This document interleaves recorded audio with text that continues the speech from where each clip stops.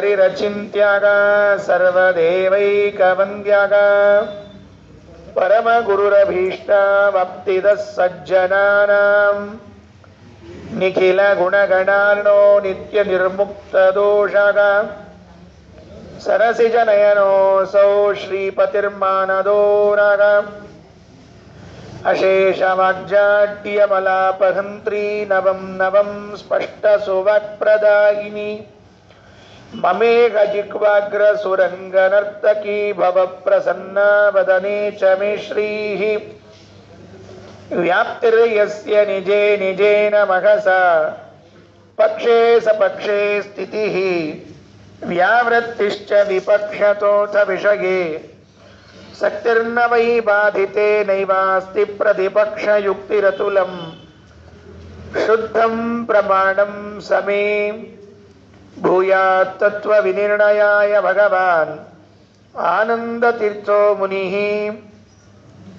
ವಾಣಿತೆ ಕರವಾಣ್ಯಂಬ ಚರಣೋ ಹೃದಿ ಸರ್ವದಾ ಮದ್ವಾಕ್ಯ ಸರಣಿರ್ಭೂಯಾತ್ ಶ್ರೀಮದಾಚಾರ್ಯ ಭಾವಗ ನಮೋಸ್ತು ತಾತ್ವಿಕಾ ದೇವಾಗ ವಿಷ್ಣುಭಕ್ತಿ ಪರಾಯಣಾಗ ಧರ್ಮಮಾರ್ಗೇ ಪ್ರೇರಯಂತು ಭವಂತಃ ಸರ್ವಗೇವ ಹಿ ಯಸ್ಯ ವಾಕ್ ಕಾಮಧೇನುರ್ನಗ ಕಾಮಿತಾರ್ಥಾನ್ ಪ್ರಯಚ್ಛತಿ ಸೇವೇತಂ ಜಯ ಯೋಗೀಂದ್ರಂ ಕಾಮಬಾಣಚ್ಛಿದಂ ಸದಾ ಅಸ್ಮದ್ಗುರು ಸಮಾರಂಭಾಂ ಟೀಕಾಕೃತ್ಪಾದಮಧ್ಯಗಾಂ ಶ್ರೀಮದಾಚಾರ್ಯ ಪರ್ಯಂತಾಂ ವಂದೇ ಗುರು ಪರಂಪರಾಂ ಪೃಥ್ವೀಮಂಡಲ ಮಧ್ಯಸ್ಥಾಃ ಪೂರ್ಣಬೋಧಮತಾನುಗಾಗ ವೈಷ್ಣವ ವಿಷ್ಣುಹೃದಯಾಃ ತಾನ್ ನಮಸ್ಸೇ ಗುರೂನ್ ಮಮ ಆಪಾದಮೌಳಿ ಪರ್ಯಂತಂ ಗುರುಣಾಮಾಕೃತಿಂ ಸ್ಮರೇತ ತೇನ ವಿಘ್ನಾಃ ಪ್ರಣಶ್ಯಂತಿ ಸಿದ್ಧ್ಯಂತಿ ಚ ಮನೋರಥಾಃ ಕಾಂತಾಯ ಕಲ್ಯಾಣ ಗುಣೈಕಧಾಮ್ನೇ ನಮದ್ಯುನಾಥ ಪ್ರತಿಮಪ್ರಭಾಯ ನಾರಾಯಣಾಯ ಕಿಲ ಕಾರಣಾಯ ಶ್ರೀಪ್ರಾಣನಾಥಾಯ ನಮಸ್ಕರೋಮಿ ಓಷ್ಠಾಪಿಧಾನ ನಕುಲೀದಂತೈಃ ಪರಿವೃತಾಪವಿಃ ಸರ್ವಸ್ಯೈವಾಚ ಈಶಾನಾಚಾರುಮಾಮಿಹ ಪಾದಯೇತ್ ನಾರಾಯಣೋऽನಂತಗುಣೋ ಬ್ರಹ್ಮಾಖ್ಯೋ ವೇದವೇದಿತಃ ವಿಶ್ವಕರ್ತೇತಿ ವಿಶ್ವಜ್ಞಃ ಶ್ರುತ್ಯಾ ಯುಕ್ತ್ಯಾಪ್ಯಸೀಷದತ್ ಸ್ವಸ್ತಿಯಸ್ತು. ಆಚಾರ್ಯರ ಉಪನ್ಯಾಸ ಭಾರತಿ ಎದುರಿನಲ್ಲಿ ತ್ರಿವಿಕ್ರಮ ಪಂಡಿತಾಚಾರ್ಯರೇ ಮೊದಲಾದ ಗಟ್ಟಿ ಪಂಡಿತರು ಕುಳಿತಿದ್ದಾರೆ. ಆಚಾರ್ಯರು ಇಲ್ಲಿ ಆರಿಸಿಕೊಂಡ ವಿಷಯ ಭಗವಂತನ ಸರ್ವೋತ್ತಮತ್ವ. ಆ ದೇವರ ಸರ್ವೋತ್ತಮತ್ವವನ್ನು ಹೇಳುವುದರ ಜೊತೆಗೆ ಇನ್ನುಳಿದ ಎಲ್ಲ ಮತಗಳ ವಿಮರ್ಶೆಯನ್ನ ಮಾಡ್ತಾ ಇದ್ದಾರೆ. ಬ್ರಹ್ಮಸೂತ್ರದಲ್ಲಿ ವೇದವ್ಯಾಸ ದೇವರು ಒಂದು ಪಾದವನ್ನೇ ಇದಕ್ಕೆ ಮೀಸಲಿಟ್ಟಿದ್ದಾರೆ.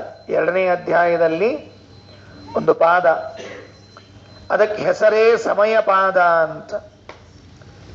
ಅಲ್ಲಿ ಸಾಂಖ್ಯರು ಬರ್ತಾರೆ. ಸಾಂಖ್ಯರು ಅಂತ ಒಂದು ಪಂಗಡ, ಒಂದು ಜನ.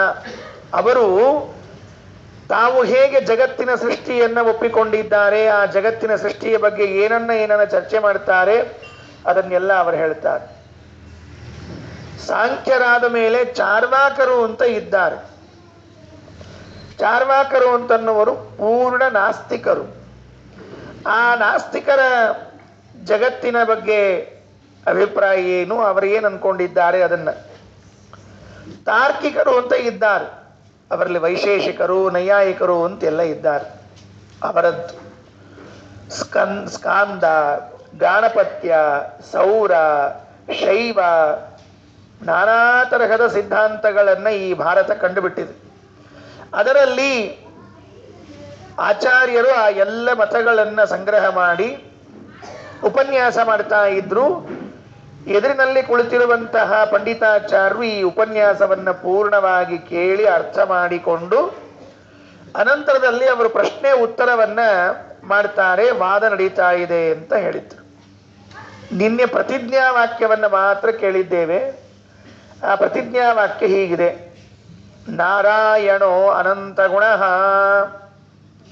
ಬ್ರಹ್ಮಾಖ್ಯೋ ವೇದ ವೇದಿತ ವಿಶ್ವಕರ್ತೇತಿ ವಿಶ್ವಜ್ಞ ಶ್ರುತ್ಯಾ ಯುಕ್ತ್ಯಾಪ್ಯಸೀಷಧತ್. ನೋಡ್ರಿ, ಮೊದಲು ಭಗವಂತ ಹೇಗಿದ್ದಾನೆ.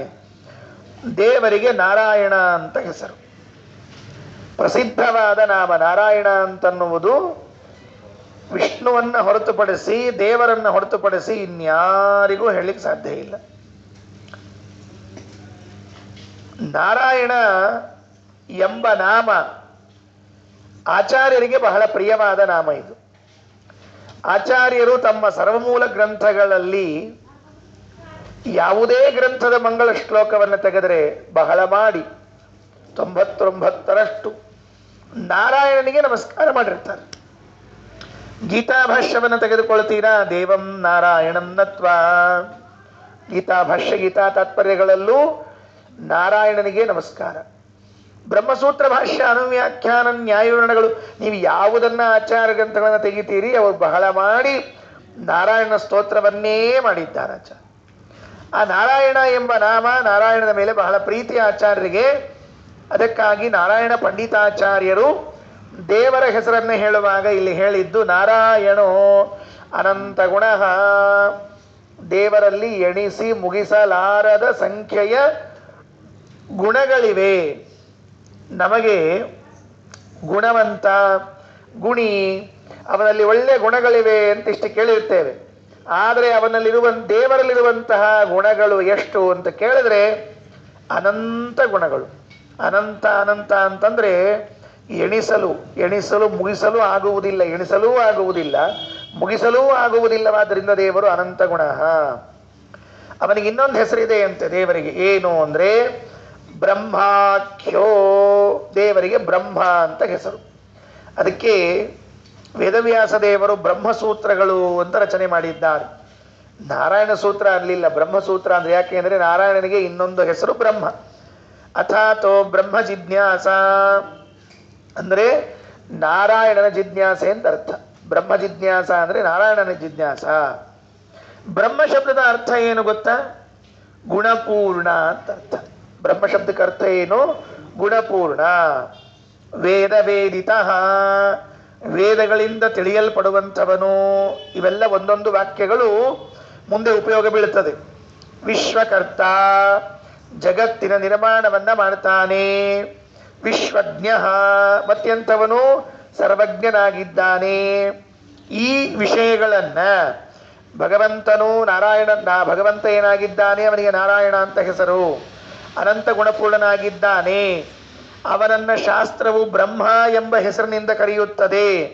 ಅವನು ವೇದ ಪ್ರತಿಪಾದ್ಯನಾಗಿದ್ದಾನೆ, ಜಗತ್ ಸೃಷ್ಟಿಕರ್ತೃವಾಗಿದ್ದಾನೆ, ಸರ್ವಜ್ಞನಾಗಿದ್ದಾನೆ ಎಂಬ ವಿಷಯಗಳೆಲ್ಲವೂ ಕೂಡ ಶ್ರುತಿಯಿಂದಲೂ ಮತ್ತು ಯುಕ್ತಿಯಿಂದಲೂ ಸಮರ್ಥನೆ ಮಾಡಿ ಕೊಟ್ಟಿದ್ದಾರೆ ಆಚಾರ್ಯರು. ನೋಡ್ರಿ, ಭಗವಂತ ಅನಂತ ಗುಣಪೂರ್ಣ ಅಂತನ್ನುವುದಕ್ಕೆ ಋಗ್ವೇದದಲ್ಲಿ ಒಂದು ಸೂಕ್ತ ಬರ್ತದೆ. ನಾರಾಯಣೋ ಅನಂತ ಗುಣ. ಏನು ಸೂಕ್ತ ಇದೆ ಅಂತಂದ್ರೆ ವಿಷ್ಣು ಸೂಕ್ತ ಅಂತ ಅದಕ್ಕೆ ಹೆಸರು, ವಿಷ್ಣು ಸೂಕ್ತ ಅಂತ. ಆ ವಿಷ್ಣು ಸೂಕ್ತದಲ್ಲಿ ಒಂದು ಮಾತು ಬರ್ತದೆ. ಏನಂತ ಹೇಳಿ, ದೇವರಿಗೆ ಅನಂತ ಗುಣಗಳು ಹೇಗಿವೆ ಅಂತ ಹೇಳೋದಕ್ಕೆ ವಿಷ್ಣೋರ್ನುಕಂ ವೀರ್ಯಾಣಿ ಪ್ರವೋಚಂ ಯಃ ಪಾರ್ಥಿವಾನಿ ವಿಮಮೇ ರಜಾಂಸಿ. ಒಂದು ಮಾತು ಹೇಳ್ತದೆ ವೇದ, ದೇವರ ಗುಣಗಳನ್ನ ಎಣಿಸಲಾಗುವುದಿಲ್ಲ, ಅದು ಅನಂತ ಇದೆ ಅಂತ ಹೇಳಬೇಕು. ಒಂದು ದೃಷ್ಟಾಂತವನ್ನು ನೀಡಿ ಹೇಳುತ್ತದೆ. ಯಹ ಪಾರ್ಥಿವಾನಿ ವಿಮಮೇ ರಜಾಂಸಿ. ಯಾರೋ ಒಬ್ಬ ಬುದ್ಧಿವಂತನಿಗೆ ಹೀಗೆ ಹೇಳಿದರೆ, ಬಹಳ ಬುದ್ಧಿವಂತನಿರಬೇಕು ಅವನು, ಎಣಿಸುವುದರಲ್ಲಿ ಎಕ್ಸ್ಪರ್ಟ್ ಇರಬೇಕು. ಕೆಲವರು ನೋಟುಗಳನ್ನು ಎಣಿಸೋದ್ರ ಬಗ್ಗೆ ಭಾರಿ ಎಕ್ಸ್ಪರ್ಟ್ ಇರ್ತಾರೆ. ಹಿಂಗೆ ಅನ್ನೋದಾಗ ಪೂರ್ಣ ಬಂಡಲ್ ಮುಗಿಸ್ಬಿಡ್ತಿರ್ತಾರೆ. ಇನ್ನು ಕೆಲವರು ನೋಟು ಮುಟ್ಟಿದ ಕೂಡಲೇ ಇದು ಒರಿಜಿನಲ್ಲೋ ಡೂಪ್ಲಿಕೇಟೋ ನಕಲಿನೋ ಅಸ್ಲಿನೋ ಹೇಳ್ತಿರ್ತಾರೆ. ಇನ್ನು ಕೆಲವರು ನೋಟು ಮುಟ್ಟೋದು ಬೇಕಾಗಿಲ್ಲ, ಪಾಕಿಟ್ ಮುಟ್ಟಿದ ಕೂಡ ಹೇಳ್ತಿರ್ತಾರೆ, ನೋಟು ಪಾಕಿಟ್ ಒಳಗೆ ಎಷ್ಟು ನೋಟವ ಅಂತ ತಿಳ್ಕೊಂಡು ಹೇಳಿ. ಅಂತ ಸಮರ್ಥರಿದ್ದಾರೆ. ಜಗತ್ತಿನೊಳಗೆ. ಇರ್ಲಿ ಅವ್ರು ಯಾರಂತ ಆಮೇಲೆ ಹೇಳ್ತೀನಿ. ಅದಕ್ಕೆ ಆ ಎಣಿಸುವಿಕೆ ಅಂತನ್ನೋದೇನಿದೆ ಎಲ್ಲ ಇದು ದೊಡ್ಡ ಗುಣ. ಇದು ಸಲ ಅವ್ರ ಅರ್ಥ ಆಗ್ತದೆ. ಅದಕ್ಕೆ ಸುಲಭವಾಗಿ ಅರ್ಥ ಆಗೋದಲ್ಲ ಅದು. ಭಗವಂತನ ಗುಣಗಳನ್ನು ಪಾರ್ಥಿವಾನಿ ಕವಿರ್ ವಿಮಮೇ ರಜಾಂಸಿ, ಈ ಭೂಮಿಯಲ್ಲಿರುವ ಮಣ್ಣಿನ ಕಣಗಳನ್ನು ಎಣಿಸಬಹುದು. ಮೇದಿನಿ ಪರಮಾಂಡ್ ಬಂಬು ಕಣಗಳ ಗಣನೆಯ ಐದಬಹುದು. ಜಗನ್ನಾಥದಾಸರು ಫಲವಿದ ಬಾಳುವುದಕ್ಕೆ ಅಂತ ಹೇಳುವಾಗ ಇದೇ ಮಾತನ್ನ ಗ್ರಂಥದಲ್ಲಿ ಹೇಳ್ತಾರೆ. ಇಲ್ಲಿನ ಒಂದೊಂದು ಕಣಗಳನ್ನು ಎತ್ತಿ ಎತ್ತಿ ಎತ್ತಿ ಇಟ್ಟುಕೊಂಡು ಎಣಿಸ್ಬೋದಂತೆ. ದೇವರ ಗುಣಗಳನ್ನು ಹಿಂಗೆ ಎಣಿಸ್ಲಿಕ್ಕೆ ಬರೋದಿಲ್ಲ. ಅದಕ್ಕೆ ವಿಷ್ಣೋರ್ನುಕಂ ವೀರ್ಯಾಣಿ ಪ್ರವೋಚಂ ಯಃ ಪಾರ್ಥಿವಾನಿ ಕವಿರ್ ವಿಮಮೇ ರಜಾಂಸಿ ಅಥವಾ ಪರೋಮಾತ್ರಯ ತನ್ವಾವೃಧಾನ ನತೇ ಮಹಿತ್ವಂ ಅನ್ವಷ್ಣುವಂತಿ. ಈ ವೇದಗಳು ಭಗವಂತನ ಗುಣಗಳನ್ನು ಎಣಿಸಲಾಗುವುದಿಲ್ಲ ಅಂತ ಹೇಳ್ತಾ ಇದೆ. ನೋಡಿ, ಸತ್ಯಂ ಜ್ಞಾನಮನಂತಂ ಬ್ರಹ್ಮ ಇದೊಂದು ವೇದ. ಈ ವೇದ ಏನ್ ಮಾಡ್ತದೆ? ಭಗವಂತ ಅನಂತನಾಗಿದ್ದಾನೆ ಅಂತ ಹೇಳ್ತದೆ. ಇದೆಲ್ಲ ಯಾಕೆ ಹೇಳ್ತಾ ಇದ್ದೀನಿ? ನಮಗೆ ಗೊತ್ತಿದ್ದ ವಿಚಾರದ ಆಚಾರ. ನೀವ ಬೇಕಾಡ್ಸಲೆ ಪ್ರವಚನ ಮಾಡಿರಿ, ನಿಮ್ದೊಬ್ಬರದೇ ನಾವು ಕೇಳಂಗಿಲ್ಲ, ಅನೇಕ ಜನರದು ಕೇಳಿರ್ತೀವಿ. ಅವಾಗ ಅವರು ಇವರೇ ಹೇಳಿರ್ತಾರೆ. ಯಾಕೆ ಕೇಳ್ಬೇಕು ಇವನ್ನ ಅಂದ್ರೆ ಮುಂದಿನ ಮಾತುಗಳಿಗೆ ಇದು ಪೂರಕವಾದ ಮಾತಿರ್ತದಾದ್ದರಿಂದ ಸ್ವಲ್ಪ ಗಟ್ಟಿಯಾಗಲಿ ಅನ್ನೋದಕ್ಕೆ ಹೇಳ್ತಾ ಇದ್ದೀನಿ. ಮುಂದಿನ ಮಾತುಗಳನ್ನು ಕೇಳಿದ ಮೇಲೆ ಅಯ್ಯೋ ಇದು ಮೊದಲೇ ಹೇಳಿದ್ರೆ ಚೆನ್ನಾಗಿರ್ತಿತ್ತಲ್ಲ ಅಂತ ಆಗಬಾರ್ದು. ಅದಕ್ಕೆ ವೇದ ನಮಗೆ ಪ್ರಧಾನವಾದ ಪ್ರಮಾಣ. ವೇದದಲ್ಲಿ ಹೇಳಲಾದ ಭಗವಂತನ ಅನಂತ ಗುಣಪೂರ್ಣತ್ವವನ್ನು ಹೇಳಿದರು. ದೇವರಿಗೆ ಬ್ರಹ್ಮ ಅಂತ ಹೆಸರಂತೆ. ದೇವರಿಗೆ ಬ್ರಹ್ಮ ಅಂತ ಹೆಸರಂತೆ. ಏನು? ಸರ್ವೇಷು ಭೂತೇಷು ಏತಮೇವ ಬ್ರಹ್ಮೇತ್ಯಾಚಕ್ಷತೆ. ಎಲ್ಲ ಭೂತಗಳಲ್ಲಿ ಇವನನ್ನ ಬ್ರಹ್ಮ ಎಂದು ಕರೆಯುತ್ತಾರೆ. ಏತಮೇವ ಬ್ರಹ್ಮೇತ್ಯಾಚಕ್ಷತೆ. ಮತ್ತೆ ಏಷ ಪಂಥ ಏತತ್ ಕರ್ಮ, ಏಷ ಪಂಥ ಏತತ್ ಕರ್ಮ. ಆ ಭಗವಂತನ ಹೆಸರೇನು ಗೊತ್ತಾ? ದಾರಿ ಅಂತ ಹೆಸರಿದೆ ಅಂತ. ದೇವರಿಗೆ ಎಂದಾದರೂ ದಾರಿ ಅಂತ ಹೆಸರು ಕೇಳಿದ್ದೀರಾ? ನೋಡಿ ಎಷ್ಟು ಚಂದ ಹೆಸರಿದೆ. ನಾವೆಂದೂ ಕೇಳೇ ಇಲ್ಲ ಈ ವಿಷಯವನ್ನ. ಐತರೇಯ ಉಪನಿಷತ್ತಿನ ಪ್ರಾರಂಭದಲ್ಲಿ ಹೇಳುವಾಗ ದೇವರು ಏಷ ಪಂಥ, ದಾರಿಯವನು. ಎದಕ್ಕೆ ದಾರಿ? ವೈಕುಂಠಕ್ಕೆ ದಾರಿ. ಏಷ ಪಂಥ ಏತತ್ ಕರ್ಮ ಏತದ್ ಬ್ರಹ್ಮ. ಆ ಭಗವಂತ ಏನಾಗಿದ್ದಾನೆ? ಅವನೇ ಬ್ರಹ್ಮನಾಗಿದ್ದಾನೆ ಅಂತ ವೇದ ಉಂಟು. ಸರಿ, ಇನ್ನ ಎಲ್ಲಾ ವೇದಗಳು ಭಗವಂತನನ್ನೇ ಹೇಳ್ತದೆ.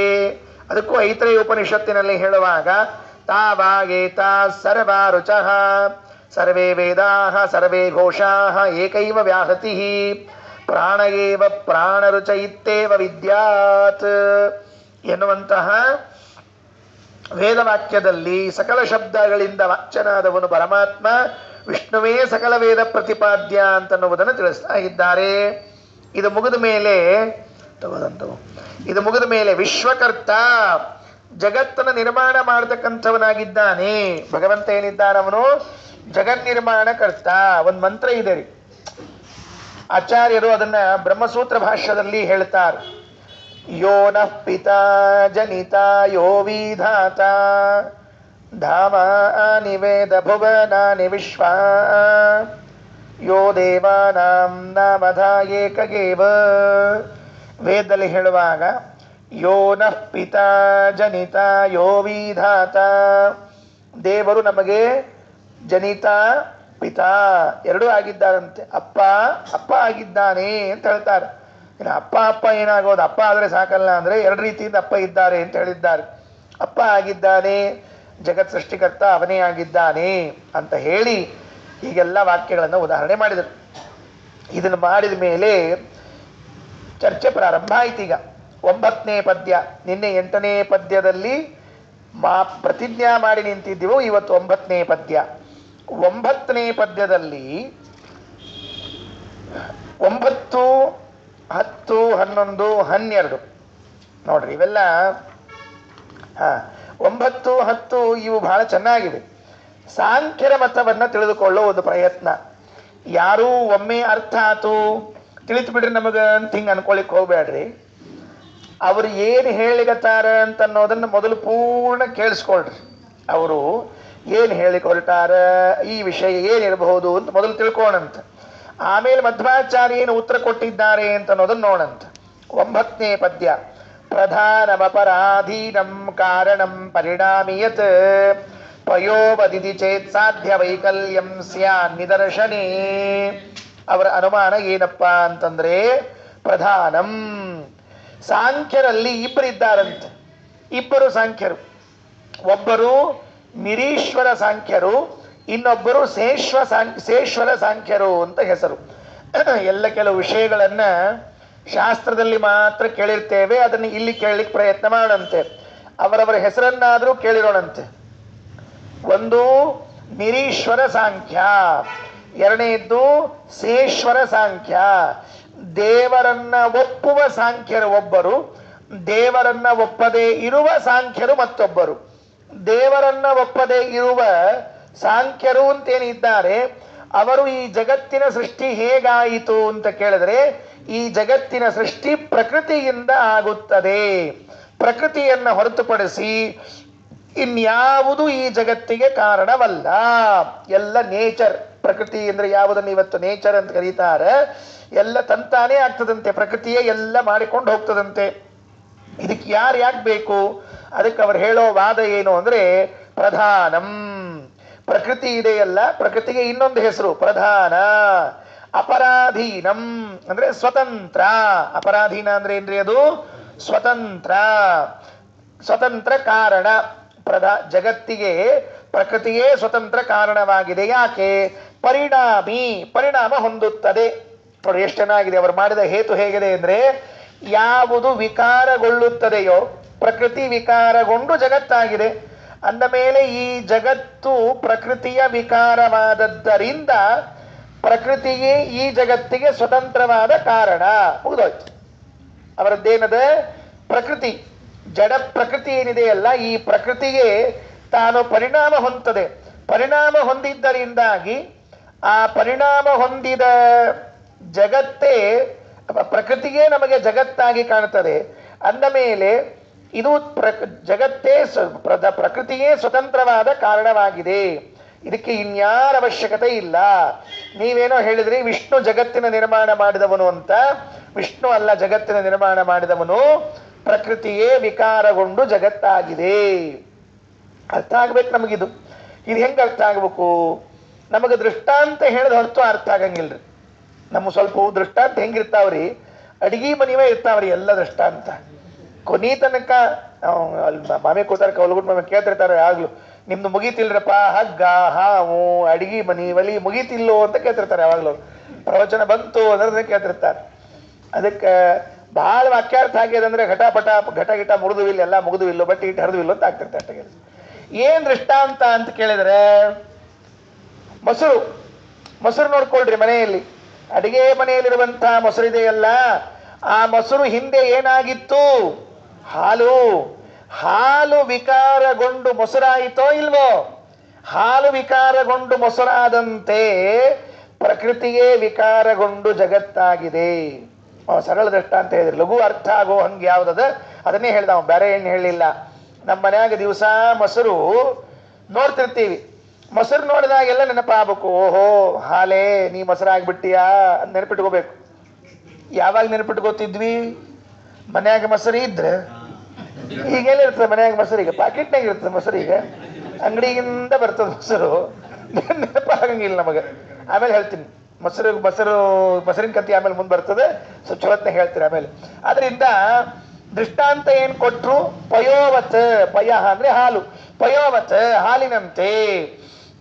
ಅದಕ್ಕೆ ವೇದಾಂಗ ತೀರ್ಥರು ಅನುಮಾನವನ್ನ ಪ್ರಯೋಗ ಮಾಡಿ ತೋರಿಸ್ತಾರೆ. ಹೇಗಿದೆ ಅಂದ್ರೆ, ಪ್ರಧಾನಂ ಸ್ವತಂತ್ರ ಕಾರಣಂ ಪರಿಣಾಮಿತ್ವಾತ್ ಯತ್ ಪರಿಣಾಮಿ ತತ್ ಸ್ವತಂತ್ರ ಕಾರಣಂ ಯಥಾ ಕ್ಷೀರಂ ಪರಿಣಾಮಿ ಚ ಇದಂ ಪ್ರಧಾನಂ. ಬಹಳ ಚೆನ್ನಾಗಿದೆ. ಇಲ್ಲಿ ಸ್ವಲ್ಪ ಶಾಸ್ತ್ರ ಓದೋರಿಗೆಲ್ಲ ಇದು ಬಹಳ ಇಂಟ್ರೆಸ್ಟ್ ಬರ್ತದೆ.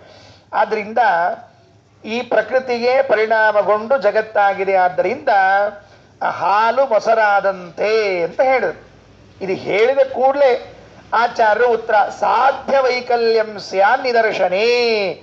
ನೋಡಪ್ಪ, ನೀನ್ ದೃಷ್ಟಾಂತ ಏನ್ ಕೊಟ್ಟಿದ್ದೀಯಾ ಇದು ತಪ್ಪು ಕೊಟ್ಟಿದ್ದೀಯಾ, ಆಗೋದಿಲ್ಲ. ಏನು? ಹಾಲು ತಾನೇ ತಾನಾಗಿ ಮೊಸರಾಗೋದಿಲ್ಲ. ಯಾಕ? ಹೆಪ್ಪ ಹಾಕೋರೊಬ್ಬ ಬೇಕು. ಎಲ್ಲರಿಗೂ ಗೊತ್ತಾಯ್ತು. Very good. ಈಗಂತೂ ಒಬ್ರಿಗೆ ಅರ್ಥ ಆಯ್ತು ಏನು ಹೆಪ್ಪ ಹಾಕೋರೊಬ್ರು ಬೇಕು. ಯಾರವರು? ಯಾರು ಹೆಪ್ಪ ಹಾಕೋರಪ್ಪ? ನಮ್ಮ ಮನ್ಯಾಗ ಇಷ್ಟು ದಿವ್ಸ ಮೊಸರು ಹೆಣ್ಮಕ್ಳು ಹೆಪ್ಪ ಹಾಕ್ತಿದ್ರಿ. ಅಂದ್ರೆ ಇಷ್ಟು ದಿವ್ಸ ಅಂದ್ರೆ ಏನ್ರಿ ಆಚಾರ?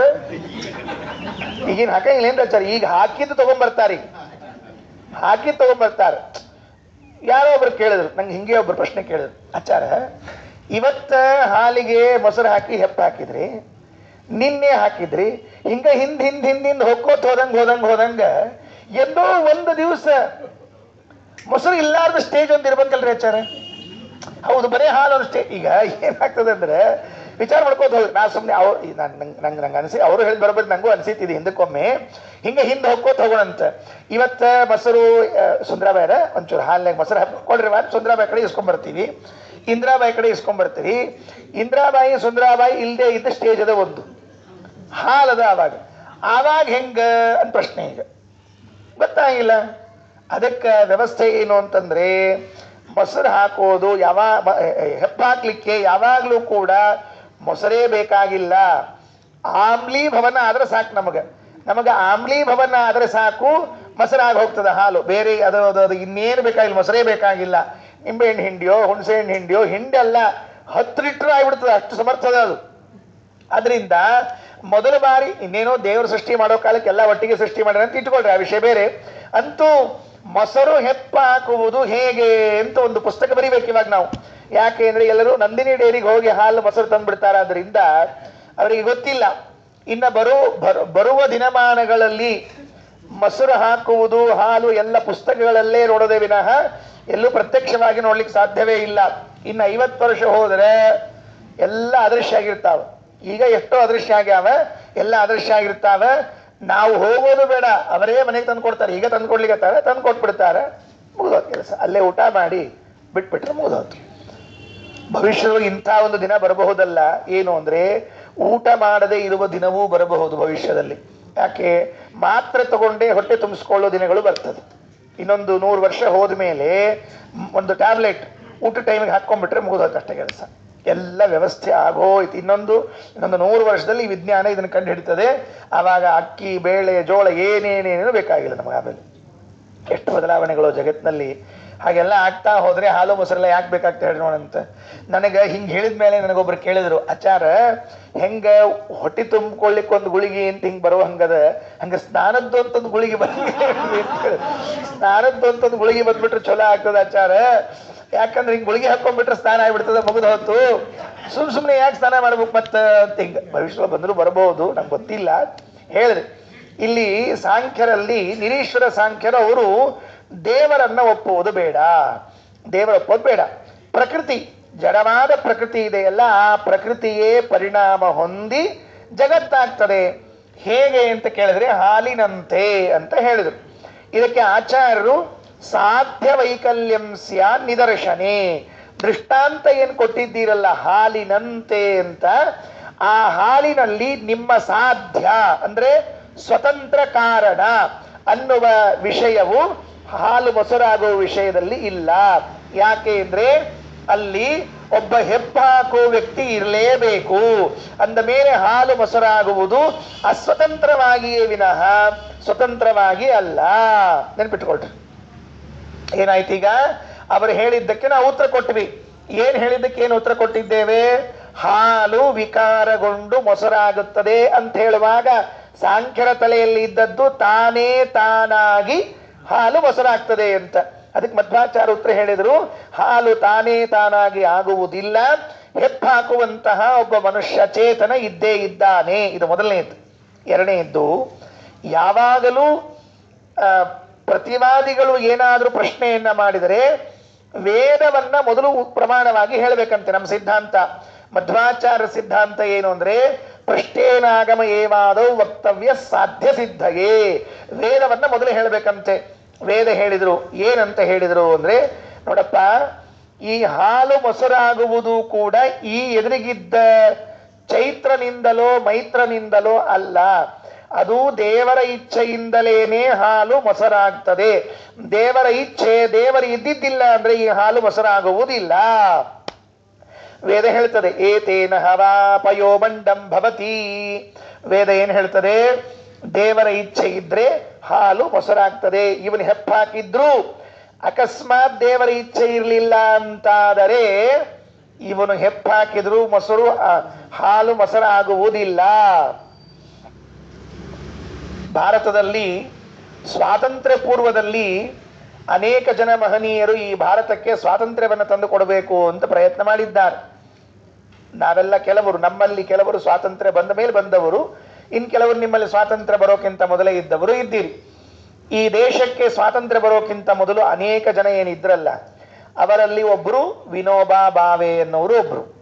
ಆ ವಿನೋಬಾ ಭಾವೆ ಎನ್ನುವರ ಒಂದು ಇತಿಹಾಸ, ಒಂದು ಕಥೆಯಲ್ಲಿ ಏನ್ ಬರ್ತದೆ ಅಂದ್ರೆ, ಅವರನ್ನ ಒಮ್ಮೆ ಇವರು ಕ್ರಾಂತಿಕಾರಿಗಳು ಅಂತ ಹೇಳಿ ಅವಾಗೆಲ್ಲ ಹೋರಾಟಗಾರನ ಒಯ್ದು ಏನ್ ಮಾಡ್ತಿದ್ರು, ಜೈಲಿಗೆ ಹಾಕ್ಬಿಡ್ತಿದ್ರು.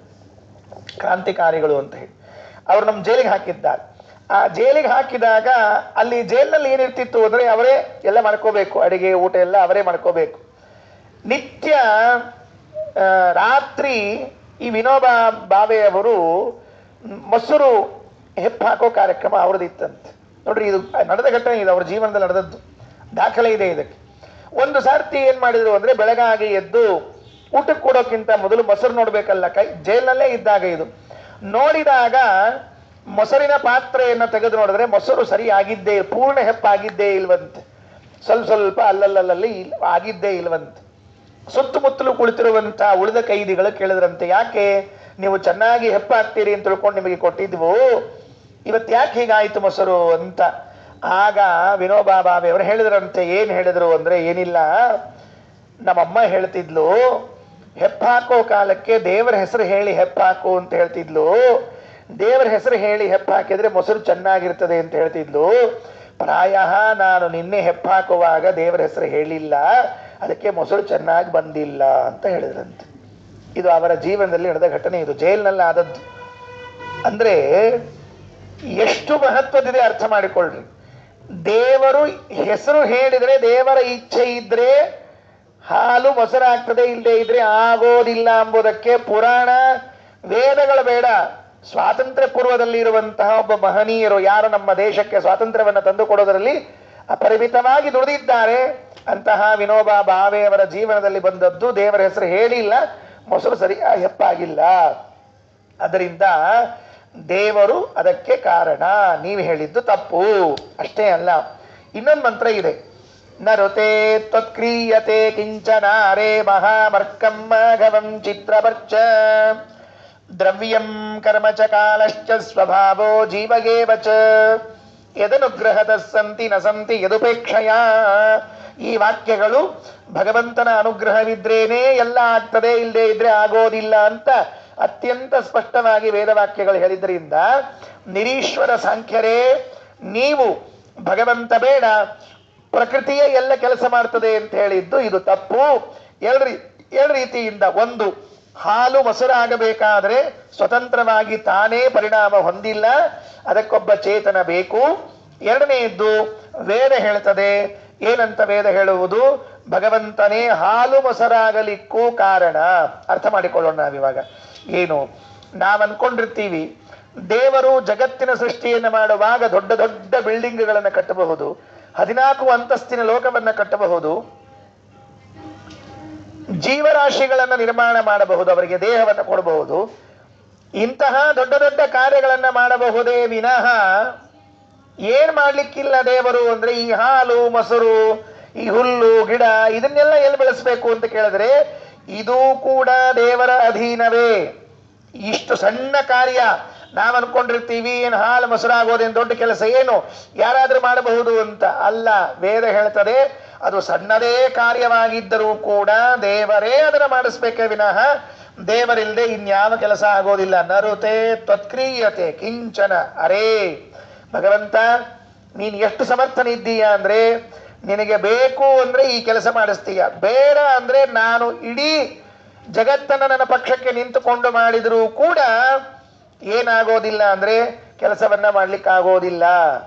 ನಮಗಿದು ಒಂದು ಅನುಭವ ಬರಬೇಕು, ಪ್ರತಿನಿತ್ಯದ ಅನುಭವ. ನಂದಂತರು ನಾವು ಏನ್ ತಲೆ ಹೊಡ್ಕೊಂಡ್ರು ಅವನ ಇಚ್ಛಾ ಬಂದ್ರೆ ಆಗ್ತದ, ಹೌದಿಲ್ಲ? ಅವನ ಇಚ್ಛಾ ಬರ್ಲಿಲ್ಲ ಅಂದ್ರೆ ಆಗೋದಿಲ್ಲ. ಅದಕ್ಕೆ ಹಾಲು ಮೊಸರಾಗುವುದು ಕೂಡ ಏನಪ್ಪ ಭಗವಂತನ ಇಚ್ಛೆಯಿಂದ ಅಂತ ಹೇಳಿದರು. ಇದಾದ ಮೇಲೆ 10ನೇ ಪದ್ಯ. ಈಗ ಇದಕ್ಕೇನಂತಾರ? ಇದಕ್ಕೆ ಅಲ್ರಿ ಸ್ವಾಮಿ, ನೀವೇನ್ ಮಾಡಿದ್ರಿ ಅಂದ್ರೆ ವೇದವನ್ನ ಉದಾಹರಣೆ ಮಾಡಿದ್ರಿ. ಈಗ ವೇದದಲ್ಲಿ ಹೇಳಿದೆ, ವೇದದಲ್ಲಿ ಹೀಗೆ ಹೇಳಿದೆ, ವೇದದಲ್ಲಿ ಹಾಗೆ ಹೇಳಿದೆ, ಎಲ್ಲ ಕರೆಕ್ಟು. ಅಕಸ್ಮಾತ್ ವೇದವನ್ನೇ ಒಪ್ಪದೇ ಇದ್ರು ಅಂತ ಇಟ್ಕೊಳ್ರಿ, ಅವ್ರಿಗೇನ್ ಮಾಡ್ತೀರಿ? ಬಂತಲ್ಲ ಫಜೀತಿ ಮತ್ತೆ. ಯಾರು ಸಂವಿಧಾನವನ್ನ ಒಪ್ಪುತ್ತಾರೆ, ಕಾನ್ಸ್ಟಿಟ್ಯೂಷನ್ ಅನ್ನು ಒಪ್ಪುತ್ತಾರೆ, ಅವರಿಗೆ ಸಂವಿಧಾನದಲ್ಲಿ ಹೀಗೆ ಹೇಳಿದೆ ಅಂತ ಹೇಳ್ಬಹುದು. ಸಂವಿಧಾನವನ್ನ ಹೇಳಿದೆ ಒಪ್ಪದೇ ಇದ್ದವರಿಗೆ ಸಂವಿಧಾನದ ಮೂಲಕ ನೀವು ಹೇಳಿ ಬರ್ತದ? ಹಾಗಾದ್ರೆ ಹೇಗೆ ಹೇಳ್ತೀರಿ? ಸರಿ, ನೀವು ಯಾವುದನ್ನ ಒಪ್ಪಿದ್ದೀರಿ? ಅನುಮಾನವನ್ನ ಒಪ್ಪಿದ್ದೀರಲ್ವಾ? ನಾವು ಒಂದು ಅನುಮಾನವನ್ನ ಮಾಡಿ ಹೇಳ್ತೇವೆ. ಏನ್ ಹೇಳ್ತೀವಿ? ವಿವಾದಾಧ್ಯಾಸಿತ ಸೃಷ್ಟಿ ಚೇತನೇಚ್ಛಾನುಸಾರಿಣಿ ಸೃಷ್ಟಿತ್ವಾತ್ ಪಟ ಸೃಷ್ಟಿರ್ವೇತ್ಯನುಮ ಪಕ್ಷ ಸಾಧಿಕ.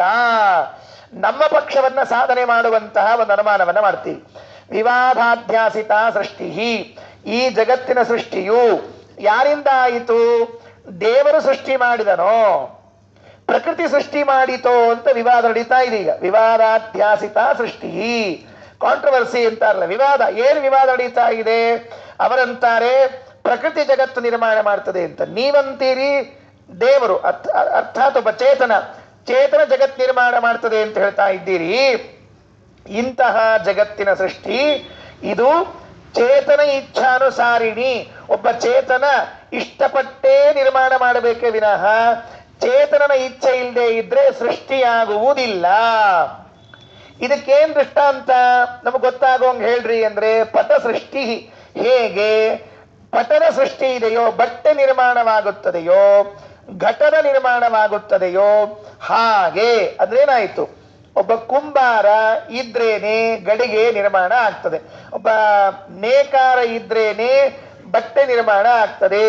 ಹಾಗಾದ್ರೆ ಕುಂಬಾರ ನೇಕಾರರು ಇದ್ದಾಗ ಮಾತ್ರ ನಮಗೇನು ಕಂಡಿದೆ ಅಂದ್ರೆ ಬಟ್ಟೆ ನಿರ್ಮಾಣವಾದದ್ದು, ಗಡಿಗೆ ನಿರ್ಮಾಣವಾದದ್ದು ಕಂಡದ್ದರಿಂದ ಇಷ್ಟು ದೊಡ್ಡದಾದ ಜಗತ್ತು ನಿರ್ಮಾಣವಾಗಬೇಕಾದ್ರೆ ಒಬ್ಬ ಮಹಾಚೇತನ ಇರಬೇಕು, ಸಣ್ಣ ಚೇತನ ಅಲ್ಲ. ಈ ಗಡಿಗೆ ಮಾಡವನ್ ನೋಡ್ಕೊಳ್ರಿ, ಅವ ಎಷ್ಟು ದೊಡ್ಡ ಚೇತನ ಇದ್ದಾನಂತ ಅರ್ಥ ಮಾಡಿಕೊಳ್ಬೇಕು. ನಮಗೇನ್ ಅನಿಸ್ತದೆ? ಅಯ್ಯ ಗಡಿಗೆ ಮಾಡೋ ಬಿಡ, ಕುಂಬಾರ ಅವಂದೇನ್ ದೊಡ್ಡ ಅನಿಸ್ತದೆ. ಒಮ್ಮಲ್ಲಿ ಹೋಗಿ ಅವ ಮಾಡೋ ಗಡಿಗೆ ನೋಡ್ಕೊಂಡು ಬಂದ್ರೆ ಆಗ ಅರ್ಥ ಆಗ್ತದೆ ಗಡಿಗೆ ಮಾಡೋಲ್ಲ ಸಲ ಕೆಲಸ ಅಲ್ಲ ಅಂತ ಅರ್ಥ ಆಗ್ತದೆ. ಅದನ್ನ ಅವ ಮಾಡ್ಬೇಕಾದ್ರೆ ಎಷ್ಟು ಉಪಾಯದಿಂದ ಮಾಡಬೇಕು.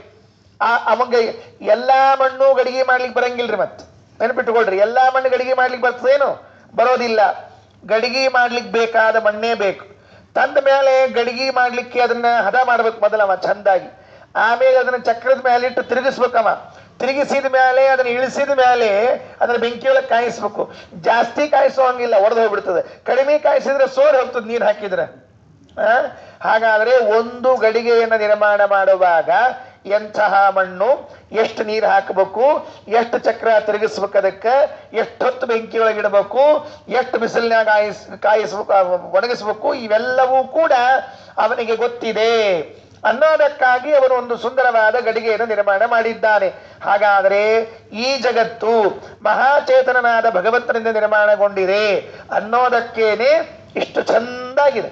ಹೆಂಗ ಗಡಿಗೆ ನೋಡಿದಾಗ ಏನ್ ಚಂದ ಮಾಡ್ಯಾನ್ರಿ ಗಡಿಗೆ ಅಂತ ಗಡಿಗೆ ಮಾಡವನು ಹೊಗಳ್ತೀವೋ, ಹಾಗೆ ಈ ಜಗತ್ತನ್ನು ನೋಡಿದಾಗಲೂ ಕೂಡ ಜನ ಎಲ್ಲ ಅನ್ಕೊಳ್ತಾರೆ, ಏನು ಶಣೆ ಇದ್ದಾನವ ಕ್ರಿಯೇಟರ್.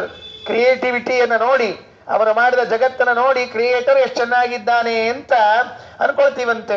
ಹಾಗೆ ವಿವಾದಾಧ್ಯಾಸಿತ ಸೃಷ್ಟಿ ಚೇತನೇಚ್ಛಾನುಸಾರಿಣಿ ಸೃಷ್ಟಿತ್ವಾತ್ ಪಟ ಸೃಷ್ಟಿರ್ವೇತ್ಯನುಮ ಪಕ್ಷ ಸಾಧಿಕ.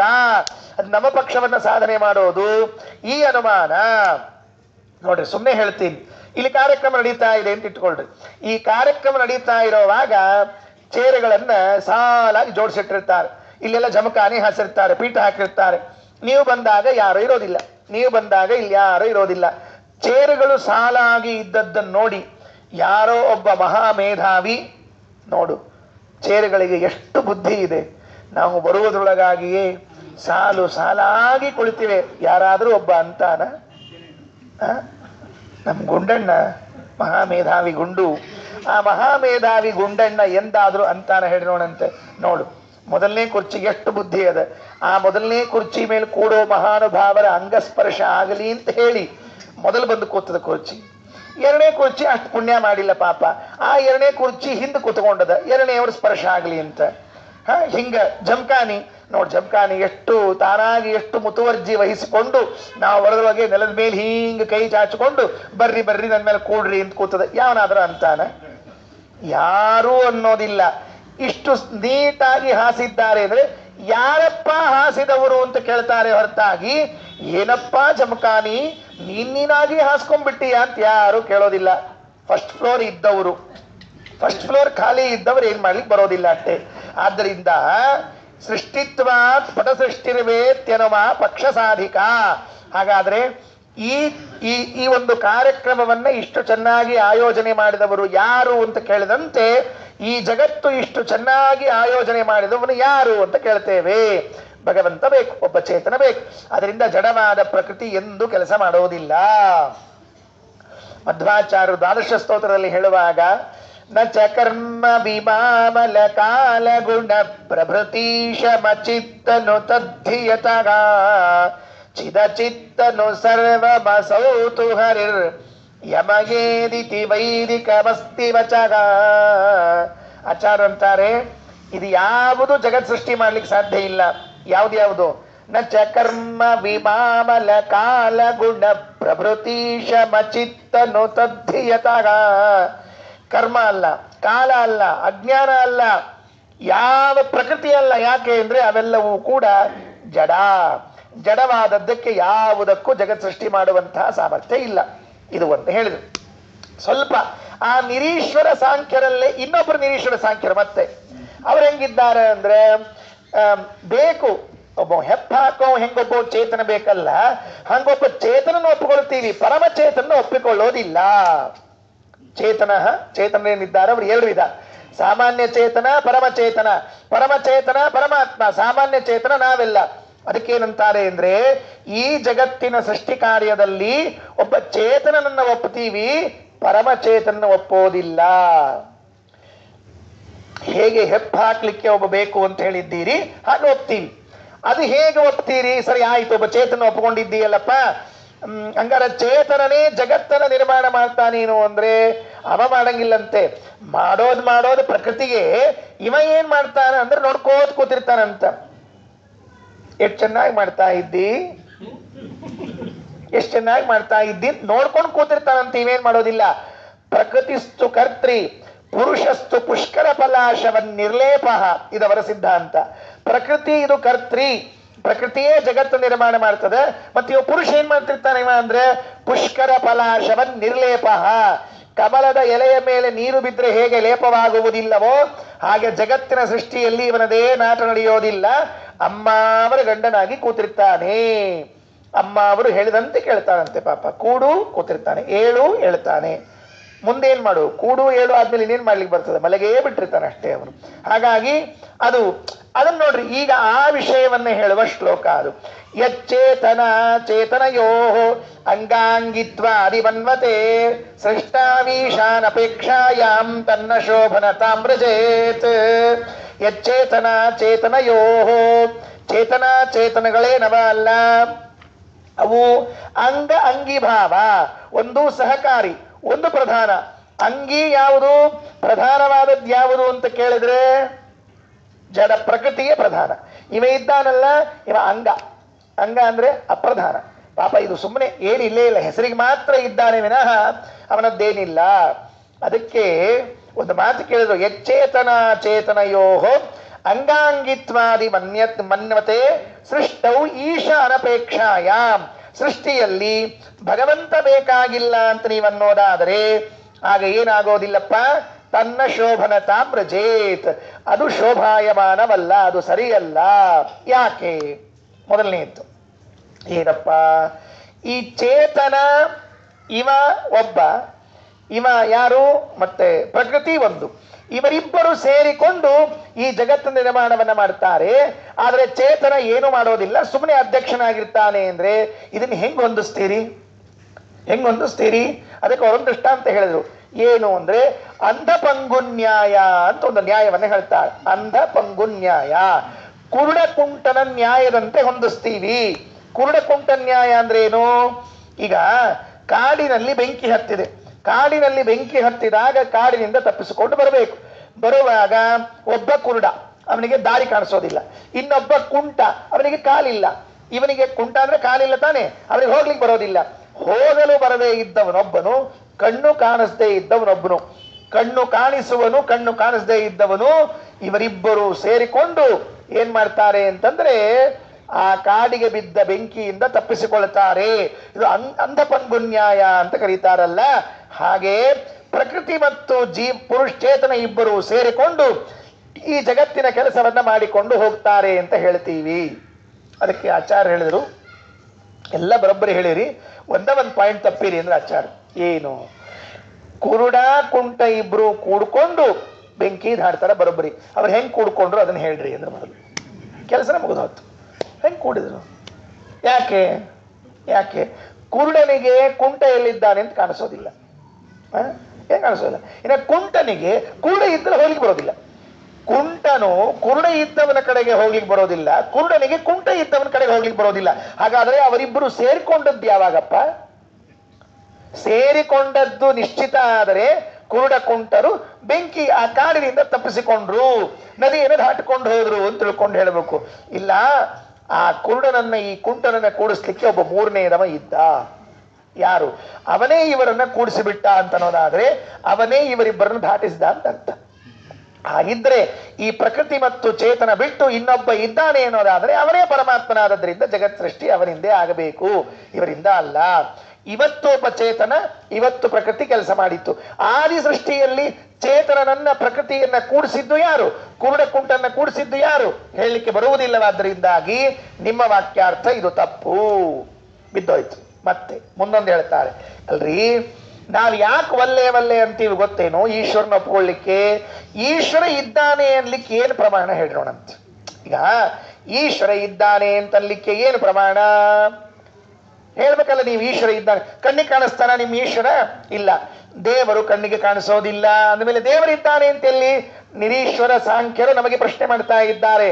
ತತ್ವವಾದಿಗಳಿಗೆ ನೀವು ಹೇಳಿದ್ರಿ ಒಪ್ಪಿಕೊಳ್ಳುತ್ತೀವಿ, ನಮಗೇನು ಅಭ್ಯಂತರ ಇಲ್ಲ, ಈಶ್ವರನ ಒಪ್ಪಿಕೊಳ್ಳಪ್ಪ ಅಂದ್ರಿ ಒಪ್ಪಿಕೊಂಡ್ಬಿಡ್ತೇನೆ. ಆದ್ರೆ ಈಶ್ವರ ಇದ್ದಾನೆ ಅಂತ ಹೇಳಲಿಕ್ಕೆ ನಮಗೆ ಪ್ರಮಾಣ ಬೇಕು. ಹೇಗೆ? ಅಲ್ಲಿ ಗಡಿಗೆ ಇದೆ ಅಂತ ಹೇಳಲಿಕ್ಕೆ ಕಣ್ಣು ಪ್ರತ್ಯಕ್ಷ ಪ್ರಮಾಣ ಇದೆ. ಬೇರೆ ಊರಿನಲ್ಲಿ ಹೀಗೆ ಕಾರ್ಯಕ್ರಮಗಳು ನಡೀತು ಅಂತ ಹೇಳಲಿಕ್ಕೆ ಯಾರೋ ಒಬ್ರು ಹೇಳ್ತಾರೆ ಬಂದು, ಆಪ್ತ ವಾಕ್ಯ ಇದೆ. ಹಾಗೆ ದೇವರು ಇದ್ದಾನೆ ಅಂತನ್ಲಿಕ್ಕೆ ಏನ್ ಪ್ರಮಾಣ ಇದೆ? ಇಲ್ಲ, ಪ್ರಮಾಣ ಇಲ್ಲ. ಕಣ್ಣಿನಿಂದ ನೋಡೋಣ ಅಂದ್ರೆ ದೇವರು ಕಾಣಿಸೋದಿಲ್ಲ, ಕಣ್ಣಿನಿಂದ ನೋಡೋಣ ಅಂದ್ರೆ ದೇವರು ಕಾಣಿಸೋದಿಲ್ಲ. ಇನ್ನು ವೇದ ಹೇಳ್ತೀವಿ ಅಂದ್ರೆ ನಾವು ವೇದವನ್ನು ಒಪ್ಪಿಲ್ಲ, ಪ್ರತ್ಯಕ್ಷ ಕಾಣಿಸೋದಿಲ್ಲ, ಅನುಮಾನ ಮಾಡ್ಲಿಕ್ಕೆ ಬರೋದಿಲ್ಲ. ಏನ್ ಮಾಡ್ತೀರಿ ಅಂತ ಕೇಳಿದ್ರೆ ಒಂದು ಅನುಮಾನ ಮಾಡಿ ತೋರಿಸ್ತೇವೆ ಎಂದ್ರು. ಸರ್ವವಿನ್ನಿರ್ಮಿತಂ ಸರ್ವಂ ಕಾದಾಚಿತ್ ಕತ್ವ ಹೇತುತಃ ನಯದೇವಂ ನೋತದೇವಂ ಯಥಾತ್ಮೇತೀಶ್ವರಾನುಮಾ. ದೇವರಿದ್ದಾನೆ ಅಂತ ಸಾಬೀತುಪಡಿಸ್ಲಿಕ್ಕೆ ಒಂದು ಅನುಮಾನವನ್ನ ಹೇಳ್ತೇನೆ. ಒಬ್ರು ಸಭೆಯಲ್ಲಿ ಹಿಂಗೊಂದು ವಾರ್ತೆ ನಡೀತಿತ್ತಂತೆ. ಸಭೆ ನಡೀತಾ ಇತ್ತು. ಸಭೆಯಲ್ಲಿ ಪಾಪ ಅವರು ಕೂತ್ಕೊಂಡು ದೇವರ ಬಗ್ಗೆ ಬಹಳಷ್ಟು ಹೇಳ್ತಿದ್ರಂತೆ. ದೇವರಿದ್ದಾನೆ ಅಂತೆಲ್ಲ ಹೇಳ್ತಿದ್ದಂತೆ. ಅಲ್ಲೊಬ್ಬ ಕೂತಿದ್ದ, ಅವನು ತಲಿತಿರ್ಕಿ ಇದ್ದಂತವನು. ತಲಿತಿರ್ಕ ಅಂದ್ರೆ ಮಹಾ ತಲಿತಿರ್ಕರಿ ಅವ. ಅವನಷ್ಟು ತಲಿತಿರ್ಕಿ ಇನ್ನೊಬ್ಬ ಇದ್ದಿದ್ದಿಲ್ಲ ಜಗತ್ನ್ಯಾಗ. ಅವ ಎದ್ ನಿಂತಾರೆ, ಸ್ವಾಮಿ ಆವಾಗಿಂದ ಉಪನ್ಯಾಸ ಮಾಡ್ತಾ ಇದ್ದೀರಿ ದೇವರಿದ್ದಾನೆ ಅಂತ ಹೇಳಿ. ಖರೆ ಹೇಳ್ರಿ, ಖರೆ ಹೇಳ್ರಿ ನೋಡಂತ ಇದ್ದಾನು ಅಂತ. ಇದ್ದಾನಪ್ಪ, ಯಾಕೆ ಸಿಕ್ ಮಾಡ್ಕೋತೀಯ? ದೇವರಿದ್ದಾನೆ ನೀನ್ ಚಿಂತೆ ಮಾಡ್ಬೇಡ. ಅವ ಏನ್ ಕೇಳ್ಬೇಕ್ರಿ? ನಿಮ್ ದೇವರು ಇದ್ದದ್ದಾದ್ರೆ ಈಗಿಂದೀಗ ನನ್ನ ಕೊಲ್ಲಿ ನೋಡಂತ. ಹೆಂಗ ಅಜ್ಞಾಡಿ ತಿಜ್ಞಾಡಿ ಪ್ರಶ್ನೆ ಕೇಳ್ತಿರ್ತಾರೆ, ತಲಿತಿರ್ಕರು ಇರ್ತಾರೆ. ಏನ್ ಕೇಳ್ಬೇಕು? ದೇವರಿದ್ದದ್ದಾದ್ರೆ ನನಗೆ ಅನುಭವಕ್ಕೆ ಬರ್ಲಿ ಅಂತ ಹೇಳ್ಬೇಕಾಗಿತ್ತು. ಅವೇನಂದ, ಅಕಸ್ಮಾತ್ ದೇವರಿದ್ದದ್ದಾದ್ರೆ ಏನ್ ಮಾಡ್ಲವ? ನನ್ನ ಕೊಲ್ಲಿ ಈಗಿಂದೀಗ. ಈಗೇನು ಉತ್ತರ ಹೇಳ್ತಾರೆ ಹೇಳೋಣಂತ. ನಾವಾಗಿದ್ರೆ ಇಲ್ಲಿ ಬಿಡಪ್ಪ, ದೇವರಿಲ್ಲ, ಸುಳ್ಳೆ ಯಾಕೆ ತಲೆಗೆಡ್ಸ್ಕೊತಿ? ನಿನಗೂ ಬೇಡ ದೇವ್ರು, ನನಗೂ ಬೇಡ, ಇಬ್ಬರು ತಂಟಿನೂ ಬೇಡ. ನಿನ್ನಿಷ್ಟ ನೀ ಮನೆಗೆ ಹೋಗು, ನನ್ನಿಷ್ಟ ನಾ ಉಪನ್ಯಾಸ ಮುಗಿಸೋಣ, ನಾ ಮನೆಗೆ ಹೋಗ್ತೀನಿ. ಒಂದೇ ಮಾತು ಹೇಳಿದರು. ದೇವರು ಇಲ್ಲಿವರೆಗೂ ಅಷ್ಟು ಕ್ರೂರಿ ಆಗಿಲ್ಲ. ಎಷ್ಟು ಕ್ರೂರಿ ಆಗಿಲ್ಲ ಅಂದ್ರೆ ತಾನು ಇದ್ದೇನೆ ಅಂತ ಸಾಬೀತುಪಡಿಸಲಿಕ್ಕೆ ನಿನ್ನ ಕೊಲ್ಲುವಷ್ಟು ಕ್ರೂರಿ ಅಲ್ಲ ನಮ್ಮ ದೇವರು ಅಂತ ಹೇಳಿ. ನಮ್ಮ ದೇವರು ಎಷ್ಟು ಕರುಣೆ ಇದ್ದಾನೆ ನೆನಪಿಟ್ಕೊಳ್ರಿ. ತನ್ನ ಅಸ್ತಿತ್ವವನ್ನ ಉಳಿಸಿಕೊಳ್ಳುವುದಕ್ಕೆ ನಿನ್ನನ್ನು ಕೊಲ್ಲಬೇಕಾದ ಅನಿವಾರ್ಯತೆ ಇಲ್ಲ. ಮಹಾ ಕರುಣಾಮಯಿ ನಮ್ಮ ದೇವರು, ಮಹಾ ಕರುಣಾಮಯಿ. ಅವನು ಎಷ್ಟು ಕರುಣಾಮಯಿ ಇದ್ದಾನೆ ಅಂದ್ರೆ ತನ್ನ ಅಸ್ತಿತ್ವವನ್ನು ಸಾಬೀತುಪಡಿಸ್ಲಿಕ್ಕೆ. ಈಗ ನೋಡ್ರಿ, ಅವನ ಜಾಗದಲ್ಲಿ ಏನಾದ್ರೂ, ದೇವರ ಜಾಗದಲ್ಲಿ ಏನಾದ್ರೂ ನಾನಿದ್ದೆ ಅಂತ ಇಟ್ಕೊಳ್ರಿ, ನಾನೇನ್ ಮಾಡ್ತೀನಿ ಗೊತ್ತಾ, ನಾನು ಇರಬೇಕು ಅಂತ ಜಗತ್ತಿಗೆ ಗೊತ್ತಾಗ್ಲಿ ಅನ್ನೋದಕ್ಕೆ ಬೇಕಾದ ಕೆಲಸವನ್ನ ಮಾಡ್ತೇನೆ. ಅದು ಹೇಯವೋ ಅಹೇಯವೋ ಉಪಾದೇಯವೋ ಅನುಪಾದೇಯವೋ ಪ್ರಶ್ನೆ ಇಲ್ಲ. ನನ್ನ ಅಸ್ತಿತ್ವ ಜಗತ್ತಿಗೆ ಗೊತ್ತಾಗಬೇಕು ಅನ್ನೋದಕ್ಕೆ ನಾನು ಎಂತಹ ಕೆಲಸಕ್ಕೂ ಕೈ ಹಾಕ್ತೇನೆ. ನಿಮಗೆ ಗೊತ್ತಾ, ಆಶ್ಚರ್ಯ ಗೊತ್ತಾ, ಕಳ್ಳರು ಕಳ್ಳತನ ಮಾಡ್ತಾರೆ, ಕೊಲೆಗಾರರು ಕೊಲೆ ಮಾಡ್ತಾರೆ. ಯಾಕೆ ಗೊತ್ತಾ, ಅವರಿಗೂ ಕೂಡ ನಾನು ಇದ್ದೀನಿ ಜಗತ್ತಿಗೆ ತೋರಿಸ್ಬೇಕಾಗಿರ್ತದೆ, ಸುಮ್ಮನೆ ಏನು ಮಾಡೋದಿಲ್ಲ ಅವರು. ಅದಕ್ಕಾಗಿ ದೇವರು ಎಂಥ ಕರುಣೆ, ಅವರು ಉಪನ್ಯಾಸಕಾರ ಹೇಳಿದ್ರು ನೋಡಪ್ಪ, ದೇವರು ಎಂಥ ಕರುಣೆ ಇದ್ದಾನೆ ಅಂತಂದ್ರೆ, ಅವನಿಗೆ ತಾನಿದ್ದೀನಿ ಅಂತ ತಿಳಿಸಿಕೊಳ್ಳೋದಕ್ಕೆ ನಿನ್ನ ಕೊಲ್ಲುವ ಅವಶ್ಯಕತೆ ಇಲ್ಲ. ಮಹಾಕರುಣೆ ಇದೆ ದೇವರು. ಸಕಾಲದಲ್ಲಿ ಎಲ್ರಿಗೂ ಎಲ್ಲರ ಮೇಲೂ ಕರುಣೆಯನ್ನು ತೋರಿಸ್ತಿರ್ತಾನಂತ. ಒಮ್ಮೆ ನಮ್ಮ ಗುಂಡ್ಯ ಇದ್ನಲ್ಲ, ಅವ ಗುಂಡ್ಯ ಏನಾಗಿತ್ತು ಅಂದ್ರೆ, ಒಬ್ಬ ಗುಂಡ್ಯ ಅಂತಿದ್ರೆ ಅವ ಏನಾಗಿತ್ತು ಅಂದ್ರೆ, ಆ ಊರಿಗೆ ಹೊಸದಾಗಿ ರಾಜ ಆಗಿದ್ನಂತ. ಸರಿ, ರಾಜ ಹೊಸದಾಗಿ ಆಗ್ಯಾನ, ಅವ್ನು ನೋಡ್ಲಿಕ್ಕೆ ಹೋಗೋಣ ಅಂತ ರಾಜನ್ ನೋಡ್ಲಿಕ್ಕೆ ಹೊಂಟಿದ್ದಂತ. ರಾಜನ್ ನೋಡ್ಲಿಕ್ಕೆ ಹೊಂಟಾಗ ಖಾಲಿ ಕೈಲಿ ಹೋಗ್ರಿ. ಗುಂಡ್ಯ ಹೊಂಟಿದ್ದ, ಏನ್ ತಗೊಂಡು ಹೊಂಟಿದ್ದ ಅಂತಂದ್ರ, ಒಂದು ಎರಡು ಚೀಲ ಬಟಾಟಿ ತಗೊಂಡು ಹೊಂಟಿದ್ದಂತ. ರಾಜಗ ಭೇಟಿ ಆದಾಗ ಬಟಾಟಿ ಕೊಡೋಣ ಅಂತ ತಿಳ್ಕೊಂಡು ಹೇಳಿ 2 ಚೀಲ ಬಟಾಟಿ ತಗೊಂಡು ಹೊಂಟಿದ್ನಂತ. ಗುಂಡ್ಯ ಹೋಗೋ ಕಾಲಕ್ಕೆ ದಾರ್ಯಾಗ ರಾಜನ್ ನೋಡಿ ಬಂದವ್ರು ಹೇಳಿದಂತೆ, ಏಯ್ ಗುಂಡ್ಯ, ಬಟಾಟಿ ಗಿಟಾಟಿ ತಗೊಂಡು ಹೋಗ್ಬೇಡ, ಚಲೋ ಏನ್ರ ತಗೊಂಡು ಹೋಗು, ರಾಜಗ ಸಂತೋಷ ಆಗೋವಂತಾವು ಅಂದ್ರು. ಆತ್ ಬಿಡಪ್ಪ ಅಂದ. ಮತ್ತೆ ಬಟಾಟಿ ಚೀಲ ಹೊಳೆ ತಗೊಂಡು ಹೋದ. 2 ಚೀಲ ದ್ರಾಕ್ಷಿ ತಗೊಂಡು ಹೋದ್ರೆ ಅವ. 2 ಚೀಲ ದ್ರಾಕ್ಷಿ ತಗೊಂಡು ಹೋದ. ಅಡ್ಡಿ ಇಲ್ಲ, ರಾಜ ಸಂತೋಷ ಪಡ್ತಾನ. ಹೋದ್ರು, ತೆಗೆದು ಕೂಡ್ಲೆ ಅದು ಏನು ಪ್ರಾರಬ್ಧೋ ಏನೋ, ರಾಜನ ಮುಂದಿಟ್ಟ. ಇಟ್ಟು ಕೂಡ್ಲೆ ಚೀಲ ತೆಗೆದ, ಏನಿದ್ದು ನೋಡಿದ ದ್ರಾಕ್ಷಿ. ಸಿಟ್ಟು ಬಂದ್ಬಿಡ್ತಾರೆ ರಾಜಗ. ಅವಂದ, ಬಂದವ್ರಿಗೆ 3 ಮಂದಿ ದ್ರಾಕ್ಷಿ ಕೊಟ್ಟಿದ್ರಿ ಅವಂಗ. ಬಂದವರು 3 ಮಂದಿ ದ್ರಾಕ್ಷಿ ಕೊಟ್ಟಿದ್ರಿ. ಈ ಅಧಿಕ ಮಾಸದಾಗ ಆಚಾರಿಗೆ ಅಪೂಪದಾನ ಇದ್ದಂಗ. ಅದು ಅಧಿಕ ಮಾಸದಾಗ ಆಚಾರಿಗೆ ಅಪೂಪದಾನ ಇದ್ದಂಗ. ನಿಮ್ಮ ಹೆಸರಲ್ಲೇ ಇಟ್ಟಿವಿ ಆಚಾರ ಅಪೂಪ. 30 ದಿವಸ ಆದ್ರೂ ಅಡ್ಡಿ ಇಲ್ಲ, ನಿಮಗೆ ಕೊಡೋದು. ಹಿಂಗಾಗಿ ಆ ದ್ರಾಕ್ಷಿ ನೋಡಿದ್ರು, ಸಿಟ್ಟು ಬಂತು.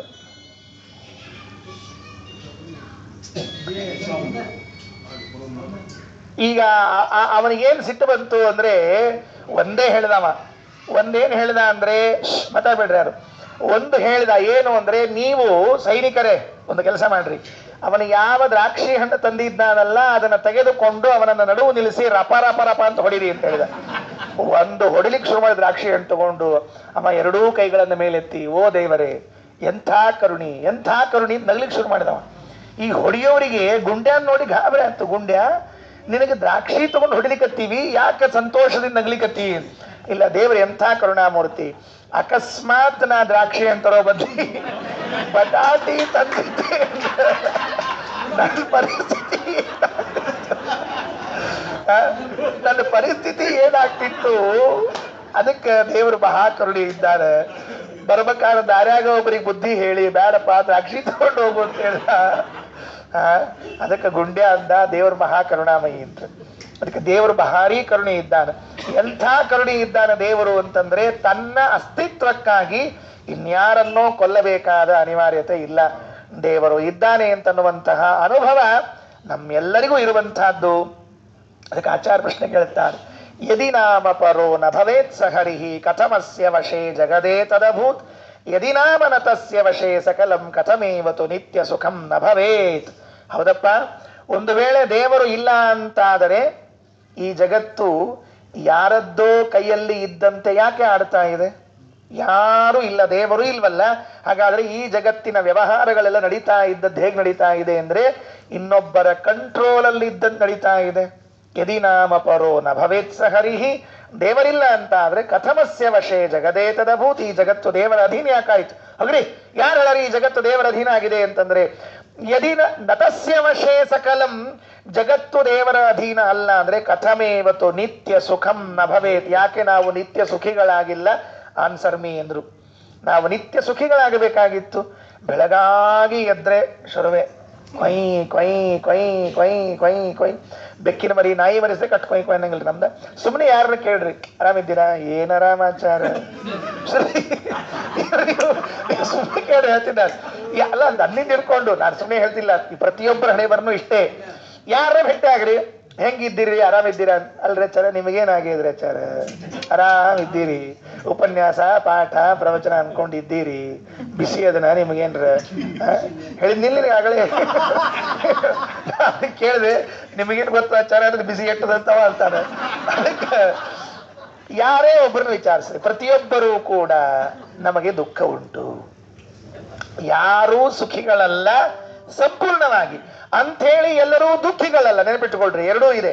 ಅದರಿಂದ ನತಸ್ಯ ಸಕಲಂ ವಶೇ, ಎಲ್ಲೋ ವಶೆ ಕಥಮೇವತ್ತು ನಿತ್ಯ ಸುಖಂ ನ ಭವೇತ್, ಯಾಕೆ ನಿತ್ಯ ಸುಖಿಗಳಾಗಿಲ್ಲ? ಆ ಮಧ್ವಾಚಾರ್ಯ ಕೇಳೋ ಪ್ರಶ್ನೆ ಏನು ಅಂದ್ರೆ, ನೀನು ಅವರನ್ನ ಇವರನ್ನ ನೋಡಿ ದೇವರಿದ್ದಾನೋ ಇಲ್ಲೋ ಅಂತ ವಿಚಾರ ಮಾಡಬೇಡ, ನಿನ್ನನ್ನ ಕನ್ನಡಿಯ ಮುಂದೆ ನಿಂತುಕೊಂಡು ಕೇಳಿಕೋ, ನೀನು ನಿತ್ಯ ಸುಖಿಯಾಗಿದ್ದೀಯಾ, ಇವತ್ತು ನಿನ್ನ ಸುಖ ಹೇಗಿತ್ತು ಅಂತ ಪ್ರಶ್ನೆ ಮಾಡಿಕೋ. ಇಲ್ಲ ಅಂತ ಉತ್ತರ ಬಂದ್ರೆ ಇದ್ದಾನೆ ಅಂತ ಉತ್ತರ ಸಿಗುತ್ತದೆ, ಮುಗಿದೋದ್ ಕೆಲಸ. ಆದ್ದರಿಂದ ಅನುಮಾನವನ್ನ ಮಾಡ್ತೀವಿ ನಾವು. ಏನು? ಸರ್ವವಿನ್ ನಿರ್ಮಿತಂ ಸರ್ವಂ ಕಾದಾಚಿತ್ ಕತ್ವ ಹೇತುತಃ ನಯದೇವಂ ನೋ ತದೇವಂ ಯಥಾತ್ವೇ ಯಥಾತ್ಮೇತೀಶ್ವರಾನುಮಾ. ಏನು? ಸರ್ವವಿತ್, ಒಬ್ಬ ಸರ್ವಜ್ಞನಾದವನಿದ್ದಾನೆ. ಒಬ್ಬ ಸರ್ವಜ್ಞ. ಸರ್ವಜ್ಞ ಅಂದ್ರೆ ಏನು ಗೊತ್ತಾ? ಅವನು ಯಾವ ಯಾವ ಪದಾರ್ಥಗಳನ್ನ ಹೇಗೆ ಎಲ್ಲೆಲ್ಲಿ ಎಂದೆಂದು ನಿರ್ಮಾಣ ಮಾಡಬೇಕೋ ಅಲ್ಲಲ್ಲಿ ಅಂದಂದು ಹಾಗಾಗಿ ಆಯಾ ಪದಾರ್ಥಗಳನ್ನು ನಿರ್ಮಾಣ ಮಾಡ್ತಾನೆ ಅನ್ನೋದಕ್ಕೆ ಅವನಿಗೆ ಸರ್ವಜ್ಞ ಅಂತ ಕರೆದದ್ದು. ಸರ್ವಜ್ಞ ಅಂದ್ರೆ ಎಲ್ಲಾ ತಿಳ್ಕೊಂಡ ಅನ್ನೋದಕ್ಕೆ ಸರ್ವಜ್ಞ ಅಂತ ಅರ್ಥ ಅಲ್ಲ, ಯಾವ ಪದಾರ್ಥವನ್ನ ಎಂದು ನಿರ್ಮಾಣ ಮಾಡಬೇಕು ಅಂತ ತಿಳ್ಕೊಂಡಿದ್ದಾನೆ, ಅದನ್ನು ಎಷ್ಟು ದಿವಸ ಇಡಬೇಕು ಅಂತ ತಿಳ್ಕೊಂಡಿದ್ದಾನೆ, ಆದ್ರಿಂದ ಅವ ಸರ್ವಜ್ಞ. ಸರ್ವಜ್ಞ ಅಂದ್ರೆ ಅದಕ್ಕೆ ಅರ್ಥ. ಬರೇ ನಮ್ಮ ಸರ್ವಜ್ಞತ್ವ ಏನ್ ತಿಳ್ಕೊಂಡಿದ್ದೀವಿ, ಎಲ್ಲ ಗೊತ್ತದ ಬಿಡ್ರಿ ದೇವರಿಗೆ, ಎಲ್ಲ ಗೊತ್ತದ ಅಲ್ಲ, ಎಂದ ಯಾವ ವಸ್ತು ಬರಬೇಕು, ಎಂದ ಯಾವ ವಸ್ತು ಹೋಗ್ತಿರ್ಬೇಕು, ಇದೂ ಗೊತ್ತದ ಅವನಿಗೆ ದೇವರಿಗೆ. ಆದ್ರಿಂದ ಅವ ದೇವರಾಗಿದ್ದಾನೆ. ಚಳಿಗಾಲ ಎಂದು ಬರಬೇಕು, ಎಂದು ಹೋಗ್ಬೇಕು, ಮಳೆಗಾಲ ಎಂದು ಬರಬೇಕು, ಎಂದು ಹೋಗ್ಬೇಕು. ಬರೇ ಮಳೆಗಾಲ ಬೇಕು ಅಂತ ಇಷ್ಟೇ ಗೊತ್ತಿದ್ದು ನಿರ್ಮಾಣ ಮಾಡಿಬಿಟ್ಟಿದ್ದ ಅಂದ್ರೆ ಚಿರಾಪುಂಜಿ ನಾವೆಲ್ಲ 24 ತಾಸು ಮಳೆ ಆಗೋದಿಲ್ಲ ನೋಡ್ರಿ. ನಮ್ಮಲ್ಲಿ ಹಂಗಿರೋದಿಲ್ಲ, ಸ್ವಲ್ಪ ದಿವಸ ಬರ್ತದೆ, ಸ್ವಲ್ಪ ದಿವಸ ಹೋಗ್ತದೆ. ಅಂದ್ರೆ ಯಾವ ಯಾವ ವಸ್ತುಗಳು ಎಷ್ಟಿಷ್ಟು ಹದದಲ್ಲಿ ನಿರ್ಮಾಣ ಮಾಡಬೇಕೋ ಅದನ್ನ ತಿಳಿದು ನಿರ್ಮಾಣ ಮಾಡಿದ್ರಿಂದಲೇ ಅವ ಸರ್ವಜ್ಞನಾಗಿದ್ದಾನೆ. ಸರ್ವಂ, ಈ ಜಗತ್ತೆಲ್ಲ ನಿರ್ಮಾಣಗೊಂಡಿದೆ. ಯಾಕೆ? ಕಾದಾಚಿತ್ ಕತ್ವ ಹೇತುತಃ. ಇದು ನೋಡಿ, ಶಬ್ದ ಬಹಳ ಚೆನ್ನಾಗಿದೆ. ಪಂಡಿತಾಚಾರ್ಯರು ಕಾದಾಚಿತ್ ಕತ್ವ ಹೇತುತಃ ಅಂದಿದ್ದಾರೆ. ಅಂದ್ರೆ ಏನ್ ಗೊತ್ತಾ? ನಶ್ವರವಾದದ್ದರಿಂದ. ಸಿಂಪಲ್. ಈ ಜಗತ್ತೇನಾಗಿದೆ? ನಶ್ವರವಾಗಿದೆ. ಕಾದಾಚಿತ್ ಕತ್ವ ಹೇತುತಃ ಅಂದ್ರೆ ನಶ್ವರವಾದದ್ದರಿಂದ ಈ ಜಗತ್ತು ಭಗವಂತನಿಂದ ನಿರ್ಮಾಣಗೊಂಡಿದೆ. ಯಾಕೆಂದರೆ ನಶ್ವರವಾದದ್ದರಿಂದ. ಇದು ಸ್ಟೇಟ್ಮೆಂಟ್. ತಲೆಯಲ್ಲಿ ಹೋದ್ರೆ ಒಳ್ಳೆಯದು, ಹೋಗದೆ ಇದ್ರೆ ಇನ್ನೂ ಒಳ್ಳೆಯದು. ಹಿಂಗ್ಯಾ ಕ್ರಿಯಾಚಾರ? ಹೋದ್ರೆ ಒಳ್ಳೇದಾಯ್ತು, ಹೋಗದೆ ಇದ್ರೆ ಇನ್ನೂ ಒಳ್ಳೇದಾಯ್ತು. ಯಾಕೆ ಹೋಗಿಲ್ಲ ಅಂತ ಇನ್ನೊಂದ್ಸರ್ತಿ ಹೇಳಿಕ್ ಬರ್ತದೆ. ದೇವರು ಸರ್ವಜ್ಞನಾಗಿದ್ದಾನೆ, ಸಂಪೂರ್ಣವಾದ ಜಗತ್ತನ್ನು ನಿರ್ಮಾಣ ಮಾಡ್ತಾನೆ. ಯಾಕೆ ಅಂದ್ರೆ ಇದು ನಶ್ವರವಾದದ್ದರಿಂದ. ಕಾದಾಚಿತ್ ಕತ್ವ ಹೇತುತಃ ಅಂತ ಅವ ಪ್ರಶ್ನೆ ಕೇಳಿದ. ಅಲ್ಲರಿ ಸ್ವಾಮಿ, ಇದಕ್ಕೊಂದು ದೃಷ್ಟಾಂತ ಹೇಳಿ ನೋಡಂತೆ. ನಶ್ವರವಾದದ್ದು ಯಾವುದೋ ಅದನ್ನ ಸೃಷ್ಟಿ ಮಾಡ್ತಾನೆ ಅಂತ ಒಂದು ದೃಷ್ಟಾಂತ ಹೇಳಿ ನೋಡಂತೆ. ದೃಷ್ಟಾಂತವೇ ಇಲ್ಲ ನಿಮ್ಮ ಹತ್ರ. ಯಾಕೆ ಅಂದ್ರೆ ಜಗತ್ತೆಲ್ಲವನ್ನು ನೀವು ಪಕ್ಷ ಮಾಡಿಕೊಂಡ್ಬಿಟ್ಟಿದ್ದೀರಿ. ಪಕ್ಷ ಯಾವ್ದು ನಿಮ್ಮ ಕಡೆಗೆ? ಎಲ್ಲ ಜಗತ್ತು ದೇವರಿಂದ ನಿರ್ಮಾಣಗೊಂಡಿದೆ. ಯಾಕೆಂದ್ರೆ ನಶ್ವರವಾದದ್ದರಿಂದ. ದೃಷ್ಟಾಂತ ಇಲ್ಲ ನಿಮ್ಮ ಕಡೆ. ಬೆಂಕಿಯಂತೆ, ಬಟ್ಟೆಯಂತೆ, ಮನೆಯಂತೆ ಹೇಳಲಿಕ್ಕೆ ಇಲ್ಲ. ಯಾಕೆ? ಎಲ್ಲವೂ ಪಕ್ಷದಲ್ಲಿ ಸೇರ್ಕೊಂಡ್ಬಿಟ್ಟಿದೆ, ಎಲ್ಲವೂ ನಶ್ವರವಾಗಿದೆ. ಹೆಂಗಂತಿಲ್ಲೇ ಇಲ್ಲ. ಅದಕ್ಕೆ ಏನ್ ಮಾಡ್ತೀರಿ? ಅದಕ್ಕೊಂದು ದೃಷ್ಟಾಂತ ಕೊಟ್ರು. ಏನು ಅಂದ್ರೆ, ಯಾವಾಗ್ಲೂ ಪಾಸಿಟಿವ್ ಆಗಿ ಹೇಳ್ಬೇಕಾಗಿಲ್ಲ, ಸ್ವಲ್ಪ ನೆಗೆಟಿವ್ ಆಗಿ ಹೇಳ್ತೀವಿ. ಹೆಂಗ? ಯಾವುದು ನಿತ್ಯವಾಗಿದೆಯೋ, ನಶ್ವರವಾಗಿಲ್ಲವೋ ಅದನ್ನ ಸೃಷ್ಟಿ ಮಾಡಿಲ್ಲ ದೇವರು ಅಂತ ಹೇಳ್ತೀನಿ. ನೋಡ್ರಿ ಹೆಂಗಿತ್ತು, ಇಷ್ಟೊತ್ತು ಹೆಂಗಿತ್ತು? ಯಾವುದು ನಶ್ವರವಾಗಿದೆಯೋ ಅದು ಸೃಷ್ಟಿ ಮಾಡಲ್ಪಟ್ಟಿದೆ ಅಂತ ಹೇಳಿದ್ರಿ. ಈಗ ಸ್ವಲ್ಪ ಉಲ್ಟಾ, ಯಾವುದು ನಿತ್ಯವಾಗಿದೆಯೋ ಅದು ಭಗವಂತನಿಂದ ಸೃಷ್ಟಿ ಮಾಡಲ್ಪಟ್ಟಿಲ್ಲ. ಹೇಗೆ ಅಂದ್ರೆ, ಆತ್ಮ, ಜೀವ, ನಾನಿದ್ದೀನಲ್ಲ, ಜೀವ ಇದ್ದೀನಲ್ಲ, ನನ್ನನ್ನ ದೇವರೂ ಸೃಷ್ಟಿ ಮಾಡಿಲ್ಲ. ಬಹಳ ಮಹತ್ವದ ಮಾತು. ಎಷ್ಟೋ ಜನರಿಗೆ ಈ ಅಂಶವೇ ಗೊತ್ತಿರೋದಿಲ್ಲ. ಇದನ್ನ ತಪ್ಪು ತಿಳ್ಕೊಂಡಿರ್ತಾರೆ. ದೇವರೇ ನಮ್ಮನ್ನು ನಿರ್ಮಾಣ ಮಾಡಿದ್ದಾನೆ. ಅಲ್ಲ, ದೇವರು ನಮ್ಮನ್ನ ಸೃಷ್ಟಿ ಮಾಡಿಲ್ಲ. ನಮ್ಮ ದೇಹವನ್ನ ದೇವರು ನಿರ್ಮಾಣ ಮಾಡಿದ್ದಾನೆ. ನನ್ನ ಅಂದ್ರೆ ಸೋಲ್, ಆತ್ಮ, ಜೀವ ಏನಿದೆಯಲ್ಲ, ಇದನ್ನ ದೇವರೂ ನಿರ್ಮಾಣ ಮಾಡಿಲ್ಲ.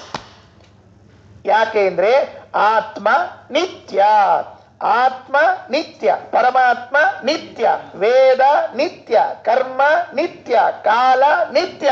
ಇವನ್ಯಾವುದನ್ನು ಪರಮಾತ್ಮ ಸೃಷ್ಟಿ ಮಾಡಿಲ್ಲ. ನಮಗೇನಾಗಿದೆ ಅಂದ್ರೆ ಆ ಕಡೆ ಕೇಳದೇನೂ ಉಳಿದಿಲ್ಲ, ಈ ಕಡೆಗೆ ಪೂರ್ಣ ಕೇಳಿಲ್ಲ, ಅರ್ಧಂಬರ್ಧ ಕೇಳ್ಕೊಂಡು ದೇವ್ರ ನಮ್ಮನ್ನು ಸೃಷ್ಟಿ ಮಾಡ್ಯಾನ. ನನಗೆ ಅನೇಕ ಜನ ಪ್ರಶ್ನೆ ಕೇಳಿದ್ದ, ಅಲ್ರಿ ಆಚಾರ ದೇವ್ರ ನಮ್ಮನ್ನ ಯಾಕೆ ಹಿಂಗೆ ಸೃಷ್ಟಿ ಮಾಡಿ, ನಿನ್ನ ಯಾಕೆ ಸೃಷ್ಟಿ ಮಾಡ್ತಾನವ? ಅವ್ನು ನಿನ್ನ ಸೃಷ್ಟಿ ಮಾಡೋ ಟೈಮ ಇಲ್ಲ ಅವನಿಗೆ ಮೊದಲೇ. ನಿನ್ನಂಥ ದಡ್ಡನ್ನ ಶತಮೂರ್ಖನನ್ನ ಸೃಷ್ಟಿ ಮಾಡೋ ಟೈಮೇ ಇಲ್ಲ ಅವನಿಗೆ ಪಾಪ. ಏನ್ ಗೊತ್ತಾ, ಈ ಸಿದ್ಧಾಂತ ಬದ್ಧ ಸಿದ್ಧಾಂತ ಮಾತ್ರ ಪರ್ಫೆಕ್ಟ್ ಹೇಳಿದ್ದಾರೆ ಕೆಲವರು, ಉಳಿದವ್ರ ಬಗ್ಗೆ ನಮ್ಗೆ ಬೇಕಾಗಿಲ್ಲ, ನಮಗೆ ನಮ್ಮ ಸಿದ್ಧಾಂತ ಮಾತ್ರ ಮುಖ್ಯ. ಯಾಕೆ ಜೀವ ನಿತ್ಯ ಅಂತ ನೀವು ಒಪ್ಪದೇ ಹೋದ್ರೆ ಎಷ್ಟು ಸಮಸ್ಯೆ ಇದೆ ವಿಚಾರ ಮಾಡ್ಕೊಳ್ರಿ, ಎಷ್ಟು ಸಮಸ್ಯೆ ಇದೆ. ದೇವರೇ ಜೀವನ ನಿರ್ಮಾಣ ಮಾಡ್ತಾನೆ ಅಂದ್ರೆ ನಿಮ್ಮನ್ನ ಹಿಂಗ್ಯಾಕ್ ಮಾಡಿದ, ನನ್ನ ಹಿಂಗ್ಯಾಕ್ ಮಾಡಿದವ? ದುರ್ಯೋಧನ ಹಂಗ್ಯಾಕೆ ಸೃಷ್ಟಿ ಮಾಡಿದ, ಮತ್ತೆ ಭೀಮಸೇನ್ ಹಿಂಗ್ಯಾಕೆ ಸೃಷ್ಟಿ ಮಾಡಿದ? ಎಲ್ಲಾರು ಒಂದೇ ರೀತಿ ಚಂದ ಮಾಡ್ಲಿಕ್ಕೆ ಬರ್ತಿದ್ದಿಲ್ಲ?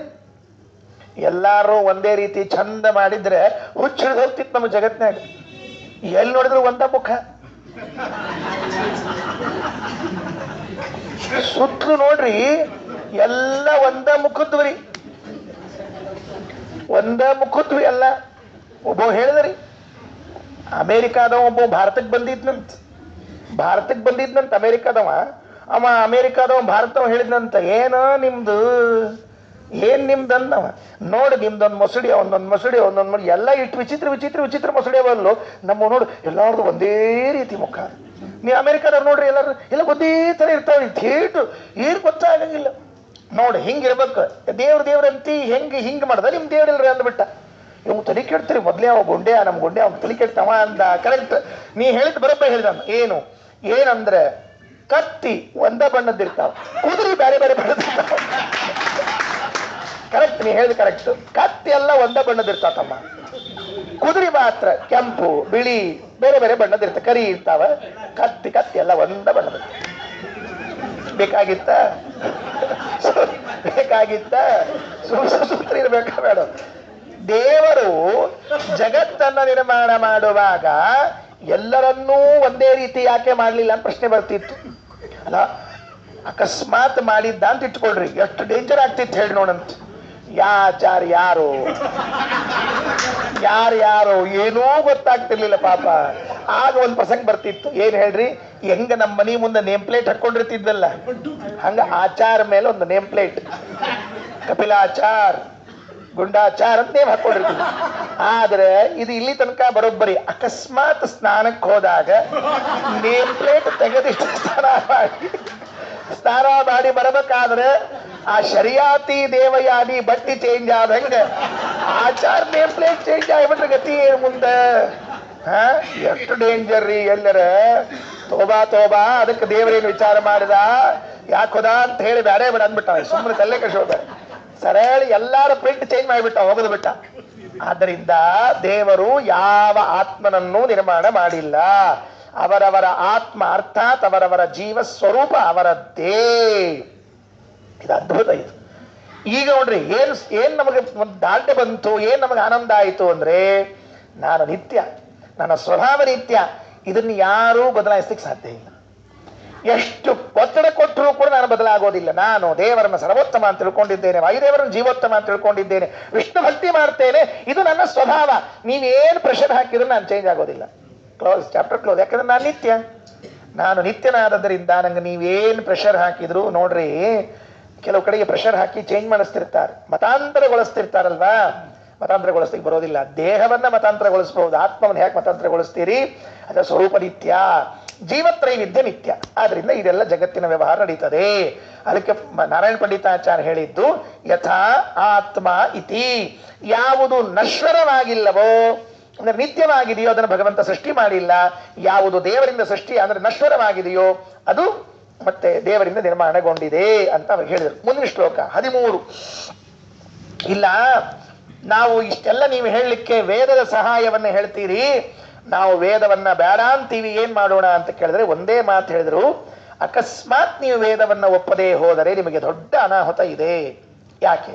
ಬಲಾಯ ಸರ್ವಾನುಮಾನಾಂ ವೇದಾಸ್ಯೂರಪಾಲಿತಾಗ ಕಾಮಾದೇತಾ ಪ್ರವರ್ತಂತೆ ಕಾಮಿನ್ಯ ಇವ ಭರ್ತೃಭಿಃ.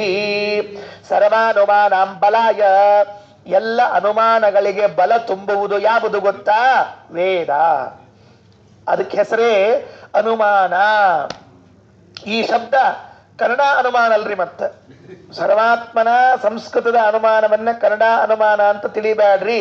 ಯಾಕ? ಕನ್ನಡ ಅನುಮಾನ ಅಂದ್ರೆ ಸಂಶಯ ಅಂತ ಅರ್ಥ. ಅವ್ರೆಲ್ಲದಕ್ಕೂ ಅನುಮಾನ ಮಾಡ್ತಾರಪ್ಪ. ಅವರೆಲ್ಲದಕ್ಕೂ ಅನುಮಾನ ಮಾಡ್ತಾರೆ ಅಂದ್ರೆ ಸಂಶಯ ಬರ್ತಾರೆ ಅಂತ ಅರ್ಥ. ಪ್ರತಿಯೊಂದಕ್ಕೂ ಅನುಮಾನ ಮಾಡ್ತಾರೆ, ಸಂಶಯ ಪಡ್ತಾರೆ ಅಂತ ಅರ್ಥ. ಸಂಸ್ಕೃತದಲ್ಲಿ ಅನುಮಾನ ಅಂದ್ರೆ ಅದು ಅಲ್ಲ. ಅನುಮಾನ ಫಾಲೋ ಮಾಡುವ ಪ್ರಮಾಣ. ಇನ್ನೊಂದನ್ನ ಫಾಲೋ ಮಾಡ್ತದೆ. ಅನು ಅಂದ್ರೆ ಫಾಲೋ. ಅದು ಬೆನ್ನಹತ್ತಿಕೊಂಡು ಬರ್ತದೆ. ಯಾವುದನ್ನ ಬೆನ್ನಹತ್ತಿಕೊಂಡು? ಇಂದ್ರಿಯದಿಂದ ಗ್ರಹಣ ಮಾಡುವ ಪದಾರ್ಥಗಳ ವಿಷಯದಲ್ಲಿ ಪ್ರತ್ಯಕ್ಷವನ್ನ ಫಾಲೋ ಮಾಡ್ಕೊಂಡ್ ಬರ್ತದೆ. ಈ ಉದಾಹರಣೆಗೆ ಬೆಂಕಿ ಇದೆ. ಈ ಬೆಂಕಿ ಬಿಸಿ ಅದ ಅಂತನ್ನೋದು ನನಗೆ ಸ್ಪರ್ಶದಿಂದ ಗೊತ್ತಾಗ್ತದೆ ಅಲ್ವಾ? ನನಗೆ ಸ್ಪರ್ಶ ಮಾಡಿದಾಗ ಮುಟ್ಟಿದ್ರೆ ಅಂದ್ರೆ ಮುಟ್ಕೊಂಡೇ ಗೊತ್ತಾಗಬೇಕಾಗಿಲ್ಲ. ಯಾರೊಬ್ರು ಸುಟ್ಕೊಂಡಿರ್ತಾರೆ, ಅದು ಗೊತ್ತಾಗ್ತಿರ್ತದೆ. ಹಾಗಾದ್ರೆ ಬೆಂಕಿ ಬಿಸಿ ಇದೆ ಅಂತನ್ನೋದು ನನಗೆ ಪ್ರತ್ಯಕ್ಷದಿಂದ ಕಾಣಿಸ್ತದೆ. ಈಗ ನಾನು ಅನುಮಾನ ಮಾಡ್ತೀನಿ. ಏನು ಅನುಮಾನ ಮಾಡ್ತೀನಿ ಅಂದ್ರೆ ವನ್ನಿಹಿ ಉಷ್ಣ ಸ್ಪರ್ಶವತ್ವಾತ್ ಅಂತ ಅನುಮಾನ ಮಾಡ್ತೀನಿ. ಬೆಂಕಿ ಬಿಸಿಯಾಗಿದೆ ಯಾಕೆ ಅಂದ್ರೆ ಮುಟ್ಟಿದ್ದರಿಂದ ಅಂತ. ಈ ಅನುಮಾನವು ಪ್ರತ್ಯಕ್ಷವನ್ನ ಆಧರಿಸಿಕೊಂಡು ಬಂದ ಅನುಮಾನ, ನನ್ನ ಅನುಭವವನ್ನು ಆಧರಿಸಿಕೊಂಡದ್ದು. ಜಗತ್ತಿನಲ್ಲಿ ಎಲ್ಲಿ ಐಂದ್ರಿಯಕವಾದ ಪದಾರ್ಥಗಳಿದೆಯೋ ಅಂದ್ರೆ ಪ್ರತ್ಯಕ್ಷದಿಂದ ಗ್ರಹಣ ಮಾಡುವ ಪದಾರ್ಥಗಳ ವಿಷಯದಲ್ಲಿ ಅನುಮಾನ ಬಂದ್ರೆ ಪ್ರತ್ಯಕ್ಷವನ್ನು ಆಧರಿಸಿಕೊಂಡು. ಸ್ವರ್ಗ ಇದು ಯಜ್ಞದಿಂದ ಸಾಧ್ಯವಾದದ್ದು. ಅದು ಯಜ್ಞ, ಇದು ವೇದದಿಂದ ಸಾಧ್ಯ. ಇಂಥ ಎಲ್ಲ ವಿಚಾರಗಳಲ್ಲಿ ಐಂದ್ರಿಯಕ ಪದಾರ್ಥಗಳಲ್ಲಿ ಅನುಮಾನ ಬೇಕಾಗಿದ್ರೆ ವೇದವನ್ನು ನಂಬಲೇಬೇಕು, ಬೇರೆ ದಾರಿ ಇಲ್ಲ. ಯಾಕೆ? ವೇದ ಮಾತ್ರ ಇಂತಹ ಪದಾರ್ಥಗಳನ್ನ ಪರಿಚಯ ಮಾಡಿಸ್ತದೆ. ಎಂಥದ್ದನ್ನ? ಅತೀಂದ್ರಿಯವಾದ ಪದಾರ್ಥಗಳನ್ನ ವೇದ ಮಾತ್ರ ಪರಿಚಯ ಮಾಡಿಸ್ತದೆ, ವಿನಃ ಉಳಿದದ್ದು ಮಾಡಿಸುವುದಿಲ್ಲ. ಹಾಗಾಗಿ ವೇದದ ಬಲ ಬೇಕು. ಬಲಾಯ ಸರ್ವಾದ ನಾಂ ವೇದಾಹ ಸ್ಯುಹು ಯೈರಪಾಲಿತಾಹ. ಒಂದು ವೇಳೆ ವೇದ ಇದ್ದಿದ್ದಿಲ್ಲ ಅಂತ ಇಟ್ಕೊಳ್ರಿ, ವೇದ ಪ್ರಮಾಣವನ್ನು ಒಪ್ಪೋದಿಲ್ಲ, ನಾವು ಅನುಮಾನವನ್ನಷ್ಟೇ ಮಾಡಿ ಹೇಳ್ತೇವೆ ಅಂತ ನೀವು ಅನ್ನೋದಾದರೆ ಎಂತ ಹುಚ್ಚು ಅನುಮಾನಗಳು ಬರ್ತಾವ ಗೊತ್ತಾ? ಒಂದು ಹುಚ್ಚು ಅನುಮಾನ ಹೇಳ ನೋಡ್ರಿ ಎಷ್ಟು ಚೆನ್ನಾಗಿದೆ ಅಂದ್ರೆ, ಬಂಜೆ ಮಕ್ಕಳನ್ನ ಹಡಿಬೇಕು. ಅವಳು ಅಮ್ಮ, ಬಂಜೆ ಇದ್ದಾಳಲ್ಲ ಅವಳು ಅಮ್ಮ. ಯಾಕೆ ಅಂದ್ರೆ ಹೆಣ್ಣಾದದ್ದರಿಂದ ಒಂದು ಅನುಮಾನ ಮಾಡಿದೆ ನಾನು. ಇದಕ್ಕೆ ತಲೆ ಇದೆ ಅಂತೀವೋ ಇಲ್ಲಂತ ಹೇಳೋಣಂತ. ಬಂಜೆ ಅಮ್ಮ ಯಾಕೆ ಅಂದ್ರೆ ಹೆಣ್ಣಾದದ್ದರಿಂದ. ಹೇಗೆ ಇನ್ನೊಬ್ಬಳು ಹಡದವಳು ಹೆಣ್ಣಾಗಿದ್ದಾಳಲ್ಲ, ಹಡದವಳು ಹೆಣ್ಣಾದದ್ದರಿಂದ ಆ ಹೆಣ್ಣುತನ ಇವಳಲ್ಲೂ ಇದ್ದುದರಿಂದ ಇವಳು ಬಂಜೆ ಆದ್ರೆ ಏನಾಯಿತು? ತಾಯಿ ಆಗಲಿ. ಯಾಕಂದ್ರೆ ಹಡದವಳಲ್ಲಿ ತಾಯ್ತನ ಇದೆ. ಹಾಗಾಗಿ ಹೆಣ್ಣಾದವಳಲ್ಲಿ ತಾಯ್ತನ ಇದ್ದದ್ರಿಂದ ಹೆಣ್ಣಾದ ಬಂಜೆಯಲ್ಲೂ ತಾಯ್ತನ ಬರ್ಲಿ. ಬಂಜೆ ಅಂತೀರಿ. ಹೆಂಗ್ ಕೊಡ್ಬೇಕಿದೆಲ್ಲ? ಕೊಡೋದಿಲ್ಲ. ಯಾಕೆಂದ್ರೆ ಕೇವಲ ಅನುಮಾನವನ್ನ ಮಾಡಿದರೆ ಏನಾಗ್ತದೆ? ಅದು ಮನಸ್ಸಿಗೆ ಬಂದಂತೆ ಮಾಡ್ಲಿಕ್ಕೆ ಬರ್ತದೆ. ಚೆನ್ನಾಗಿದೆ. ಏನು? ಬೆಕ್ಕಿನ ಕೋಡಿದೆಯಲ್ಲ, ಬೆಕ್ಕಿನ ಕೋಡಿದೆಯಲ್ಲ, ಎಷ್ಟು ಚೂಪಾಗಿದೆ ಗೊತ್ತಾ? ಬೆಕ್ಕಿನ ಕೋಡು ಎಷ್ಟು ಚೂಪಾಗಿದೆ ಗೊತ್ತಾ? ಆಕಳಿನ ಕೋಡಿನಂತೆ ಚೂಪಾಗಿದೆ. ಯಾಕೆ? ಅದು ಒಂದು ಪ್ರಾಣಿಯಾದದ್ದರಿಂದ. ಏನ್ ಮಾಡ್ಲಿ ಗೊತ್ತು? ಇದಕ್ಕೆ ತಳ ಇಲ್ಲ, ಬುಡ ಇಲ್ಲ. ಹೇಳ್ತಾ ಹೋಗೋದು, ಹೀಗೆ ಹೇಳ್ತಾ ಹೋಗೋದು. ಎಷ್ಟಂತ ಹೇಳ್ತೀರಿ ನೋಡ್ರಿ, ಹೇಳೋಣಂತೆ. ಅದರಿಂದ ಕೇವಲ ಅನುಮಾನ ಅಂತಂದ್ರೆ ಒಂದು ಶಬ್ದ ಹಾಕಿದ್ದಾರೆ, ಕಾಮಿನ್ಯ ಇವ ಭರ್ತೃವಿಹಿ. ಗಂಡನಿಲ್ಲದೆ ಇದ್ದ ಸ್ವೇಚ್ಛಾಚಾರಿಯಾದ ಹೆಣ್ಣಿನಂತೆ. ಹೇಗೆ ಸ್ವೇಚ್ಛಾಚಾರಿಯಾದ ಹೆಣ್ಣು ಮನಸ್ಸಿಗೆ ಬಂದಂತೆ ಹೋಗ್ತದೋ ಹಾಗೆ ಅನುಮಾನಗಳು ಕೂಡ ತನ್ನ ಮನಸ್ಸಿಗೆ ಬಂದಂತೆ ಹೋಗ್ತದೆ. ಆದ್ದರಿಂದ ಅದಕ್ಕೆ ಬೇಕೇ ಬೇಕು, ವೇದದ ಸಹಾಯ ಬೇಕು ಅಂತ ಹೇಳಿದ್ರು. ಇನ್ನು ಮುಂದೆ ಮತ್ತೊಂದು ವಿಚಾರ ಪ್ರಾರಂಭ ಆಗ್ತದೆ. ಇಲ್ಲಿಗೆ ಇವತ್ತು ನಿಲ್ಲಿಸ್ತೇನೆ. ಈ ಒಂದು ವಾಕ್ಯ 14ನೇ ಶ್ಲೋಕ ಒಂದು ಹೇಳಿ ನಿಲ್ಲಿಸ್ತೇನೆ, ಉಳಿದದ್ದನ್ನು ನಾನು ನೋಡಂತೆ. ಈಗ ಇಷ್ಟೊತ್ತೇನಾಯಿತು ಅಂದ್ರೆ ಜಡ ಪರಿಣಾಮಗೊಂಡು ಜಗತ್ತಾಗ್ತದೆ ಅನ್ನೋ ಪಕ್ಷವನ್ನ ಖಂಡನ ಮಾಡಿದ್ರು. ಈಗ ಇನ್ನೊಬ್ರು ಭಾಸ್ಕರಾಚಾರ್ಯರು ಅಂತ ಒಬ್ರು ಇದ್ರು ಈ ಭಾರತದಲ್ಲಿ. ಒಬ್ಬ ಒಳ್ಳೆ ಮೇಧಾವಿಗಳು. ಶಂಕರಾಚಾರ್ಯರ ತರುವಾಯ ಬಂದವರು ಭಾಸ್ಕರಾಚಾರ್ಯರು. ಅವರು ಭೇದಾಭೇದವಾದಿಗಳು ಅಂದ್ರೆ ಜೀವನಿಗೂ ಬ್ರಹ್ಮನಿಗೂ ಭೇದವೂ ಅಭೇದವೂ ಇದೆ ಅಂತ ಹೇಳಿದವರು. ಶಂಕರಾಚಾರ್ಯರು ಜೀವನಿಗೂ ಬ್ರಹ್ಮರಿಗೂ ಅಭೇದವೇ ಇದೆ ಅಂತ ಹೇಳಿದ್ರೆ, ಭಾಸ್ಕರಾಚಾರ್ಯರು ಭೇದಾಭೇದವಾದಿಗಳು. ಅವರು ಈ ಜಗತ್ತಿನ ನಿರ್ಮಾಣವನ್ನು ಹೇಗೆ ಒಪ್ಪಿಕೊಂಡಿದ್ದಾರೆ ಅಂದ್ರೆ, ಬ್ರಹ್ಮನೇ ಜಗತ್ತಾಗಿ ಪರಿಣಾಮ ಹೊಂದುತ್ತಾನೆ ಅಂತ ಒಪ್ಪಿದ್ದಾರೆ.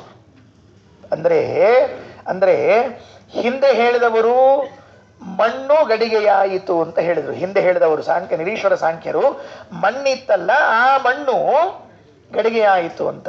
ಇವರೇನಂತಾರೆ, ಭಾಸ್ಕರಾಚಾರ್ಯ ಅಂತಾರೆ ಅಂದ್ರೆ ಆ ಕುಂಬಾರನೇ ಗಡಿಗೆಯಾದ ಅಂತ ಹೇಳ್ತಾರೆ. ಅದು ತಪ್ಪು ತಿಳಿಬೇಡ್ರಿ, ಅವ್ರು ಹೇಳಿದ್ದದು. ಏನ್ ತಪ್ಪಾಯ್ತು? ಅವ್ರಿಗೆ ಹಂಗ ಅನಿಸ್ತು ಹೇಳಿದ್ದಾರೆ, ಅದಕ್ಕೆ ದೊಡ್ಡ ತಪ್ಪೇನು?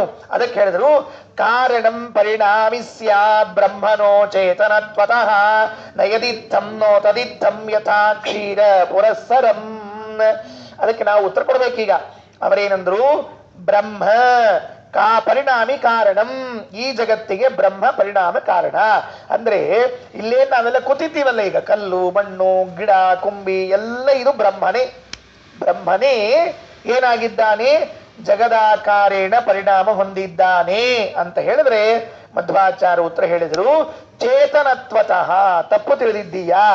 ಎಲ್ಲಿಯೂ ಕೂಡ ಚೈತನ್ಯಮಯವಾದ ವಸ್ತು ಏನಾಗೋದಿಲ್ಲ, ವಿಕಾರಗೊಳ್ಳುವುದಿಲ್ಲ. ಚೇತನ ವಿಕಾರಗೊಂಡದ್ದೆಲ್ಲಿ ಕಂಡಿದೆಯಪ್ಪ? ಜಡ ವಿಕಾರಗೊಂಡದ್ದು ಕಂಡಿದೆ. ಹಾಲು ಮೊಸರಾಗೋದು ಕಂಡದೆ. ಹಾಲೇನಾಗೋದು ಕಂಡದೆ? ಮೊಸರಾಗೋದು ಕಂಡದೆ. ಮೊಸರು ಕಡದ ಏನಾಗ್ತದೆ? ಬೆಣ್ಣೆ ಆಗ್ತದೆ. ಉಳಿದದ್ದು ಮಜ್ಜಿಗೆ, ಅದು ಬೆಣ್ಣೆ ಆಗ್ತದೆ.